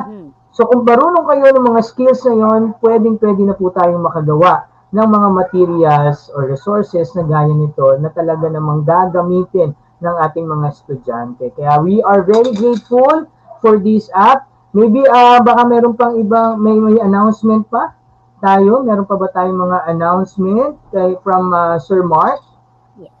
Yes po, Sir Mark. Hi po, may nakalimutan lang ako. There's an announcement po, ayan. Sa ating pong mga participants na makakapag-claim ng kanilang digital certificate, kami po ay magkakaroon ng raffle. Ipi-play na lang po namin kung paano namin yung ginawa. At doon sa mapipili namin na, syempre isa lang ayan, i-Gcash natin siya ng 1,000 pesos. Basta dapat na-claim certificate. Ngayon, hanggang kailan yung pag-claim, syempre, we will be having our ETU Musta next week. Ayan. So sa ETU Musta namin i-play at doon natin makikita sino na ang mga nakapag-claim. So again ang mga qualified lang ay yung nakapag-claim ng certificate sa ating webinar session number 1. Tapos mag-raffle tayo ng 1 lucky winner na Gcash natin ng 1,000 pesos. So di ba ang saya? Natuto ka na. May pa-Gcash pa. Perfect. I was about to tell that, no? Sasabihin ko pa lang sana, grabe naman, nag-share na tayo, natuto na kayo, mananalo pa kayo. So, yung mga kaibigan nyo, yung mga co-teacher ninyo, pwede nyo pang sabihan, na manood tayo doon at tingnan natin sa LMS. Pero kailangan po, perfect score ang makuha ninyo doon sa quiz natin sa LMS. Hindi po pwede talagang hindi perfect score. So, thank you so much for that announcement. Very generous ang ating EdTech Unit. napakalaking bagay nun. Hindi natin mapupulot yun, Ma'am Marie, yung Tama po, 1,000. tama. Ayan, no? Nakakataba ng puso, another learning na naman na pwede nating i-share sa ating mga kasamahang guro din at sa ating mga estudyante rin. In a new, in blended learning na talagang matututo sila sa atin. Siyempre po, salamat talaga dyan. Okay, so it's very important to find out kung ano po ang mga saloobin ninyo, komento o suggestion at tungkol sa ating naganap no na training today. So nakikita nyo po dyan sa ating screen sa baba ang evaluation link. So please honestly answer our evaluation link para po malaman namin if we have something to improve at kung ano pa po yung mga suggestion ninyo na mga training. Ayan, so with that, we would like to thank you for attending, for giving us your Saturday. Alam ko naka-health break po ang iba sa ating mga kaguruan, pero dahil po natuwa kayo, mukhang kahit naka-health break, mas gusto nyo na ngayong gumawa at magtrabaho ng inyong sariling mga materials. So pag focus lang tayo. So health is wealth pa rin talaga, Ma'am Marie? Tama po, tama po. Ingatan ang ating mga kalusugan. Hindi may iwasan ng sakit ngayon, pero sabi nga po, lagi ingatan ang ating health para sa atin, para sa ating pamilya, at syempre sa sambayan ng Pilipino, lalo na sa ating mga learners. Yun po, sir. Yes, ayan. So, ang ating pong LMS ay open until, teka lang, hintayin po natin ang announcement kung hanggang kailan natin bubuksan ang ating LMS. Pero ngayon po, siya po ay bukas na. No, pwede na po kayong bumisita sa ating LMS sa training.edtech.gov.ph. Open until the end of the year. Until the end of the year, ibig sabihin po niyan hanggang December 2022, open po siya. So, at your own pace po talaga. Pero ang mananalo po, siyempre, ay hanggang doon lang before the ETU musta. Ayan, no? So, maliwanag po tayo dyan. Po. Yes, Ayan, so, Tutor Marie. Ma'am Marie, Tutor Marie. Speaking of tutor, ang ating pong itulay ay patuloy po, meron po tayong itulay. Pero ngayong health break, ay naka-health break din po tayo. So, yung ating mga tutors, pwede nyo ulit-ulitin ang ating mga videos, ang ating mga tutorials. Bisitahin nyo lang po ang ating FB page. Magiging live na po tayo sa ating sariling FB page ng Itulay. Ayan po. So, abangan nyo po ang ating mga bago pang programa. Marami po tayong programa sa atin sa Itulay. At syempre, patuloy nyo pong tangkilikin ang ating DepEd TV na kung saan ito po ay namamayagpag at marami po, milyon-milyon na po ang nakakapanood ng ating DepEd TV at natututo po sila ng marami. Malaking tulong po ang ating DepEd TV. Any more, Ma'am Marie, bago tayo magtapos ngayong araw? So far, ako ay na-excite sobra sa pagbabalik ko. Ito ay isang malaking learning sa akin. Siyempre, na-miss ko rin ang EdTech. At alam ko na ang ngiti sa mga mukha ng ating mga manonood na kaguruan, parent man ito, estudyante, ay talaga namang abot hanggang mga mata nila, hanggang tenga nila ang kanilang mga ngiti. Maraming salamat sa inyo at nawa ay ingatan ng inyong mga sarili. Salamat din sa aking partner na ang husay talaga. Siyempre sila Sir Mark, ang mga speakers po natin na talaga namang salute dahil talagang napakahuhusay. Ano po, hindi po matatawaran ito. Tandaan lang po palagi, ingatan po ang ating mga sarili at laging maghanap ng changes sa ating buhay at laging mag-accept ng mga changes para po sa ikagaganda ng ating pagtuturo at ikatututo ng ating mga kabataang estudyante. Maraming salamat po. Salamat, Sir Ariel. Yeah, so thank you so much, Ma'am Marie. At syempre, shout out tayo sa ating mga teachers from Luzon, Visayas, Mindanao, sa lahat po ng mga nanood, sa lahat ng ating mga division, superintendents, sa ating mga regional directors, kay Yusek Alain Pasqua at sa ating mga boss po, maraming salamat. Especially, siyempre, ang aming SDS, SDO Las Piñas, Sir Joel Tercampo, magandang hapon po at maraming salamat. Gawin din po ang aming ASDS na si Sir Juan C. Obierna at ang aking principal, si Ma'am Leonora Lustre at iba pang mga kasamahan, kapamilya sa Las Piñas City National Science High School. Magandang hapon po. At siyempre, bago ko kalimutan, nagpapa-shoutout po from Ma'am Jane Sarino, ang ating pong mga kasamahan sa Philamer University, most especially po kay Sir Romel Sario at kay Ma'am Jonna Gafate. Magandang araw po sa inyong lahat. Ma'am, baka meron kang gustong i-shoutout bago tayo magtapos. Sa ano po, sa Jose del Monte, Bulacan, syempre po sa SDS po namin, si Ma'am Merlina po. Hello po, at syempre sa aming principal, si Sir Rogelio po, si Sir Rog po, at syempre ang Marangal National High School, where I belong po. Maraming salamat po sa inyo. Thank you so much and maraming salamat po. Kita-kits po ulit tayo sa susunod nating webinar session. Ito po ang EdTech Unit, nagsasabi ng mabuhay po at maging malusog po tayong lahat. Bye.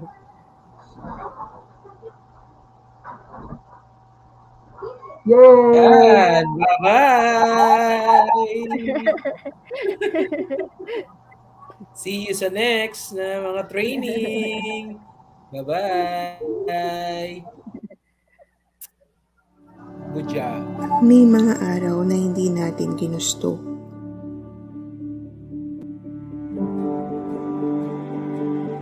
Kulang ang mga salita para ilarawan ang sakripisyo.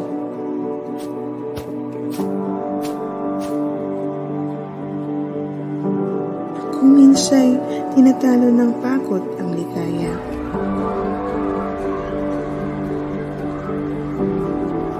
Umabot na sa 20 ang kumpirmadong kaso ng coronavirus disease 29. Madalas ay niyayakap tayo ng pangamba. Ngunit sa mga araw na iyon, pinili nating hindi sumuko. Patuloy tayong humahanap ng solusyon. Hindi tayo tumigil sa paghahatid ng edukasyon. Mahirap at marami mang balakid. Hindi man perpekto, hindi man sapat sa ngayon. Magtulungan tayo upang sa bawat araw, unti-unti mapawi ang pangamba.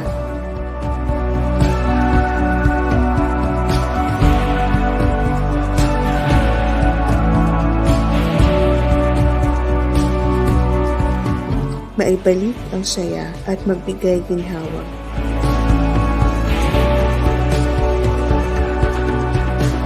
Upang bawat sakripisyo'y masuklian ng tamang halaga, higayang walang katumbas sa piling niya. May mga araw na hindi natin ginusto, pero gagawa natin ng paraan ito.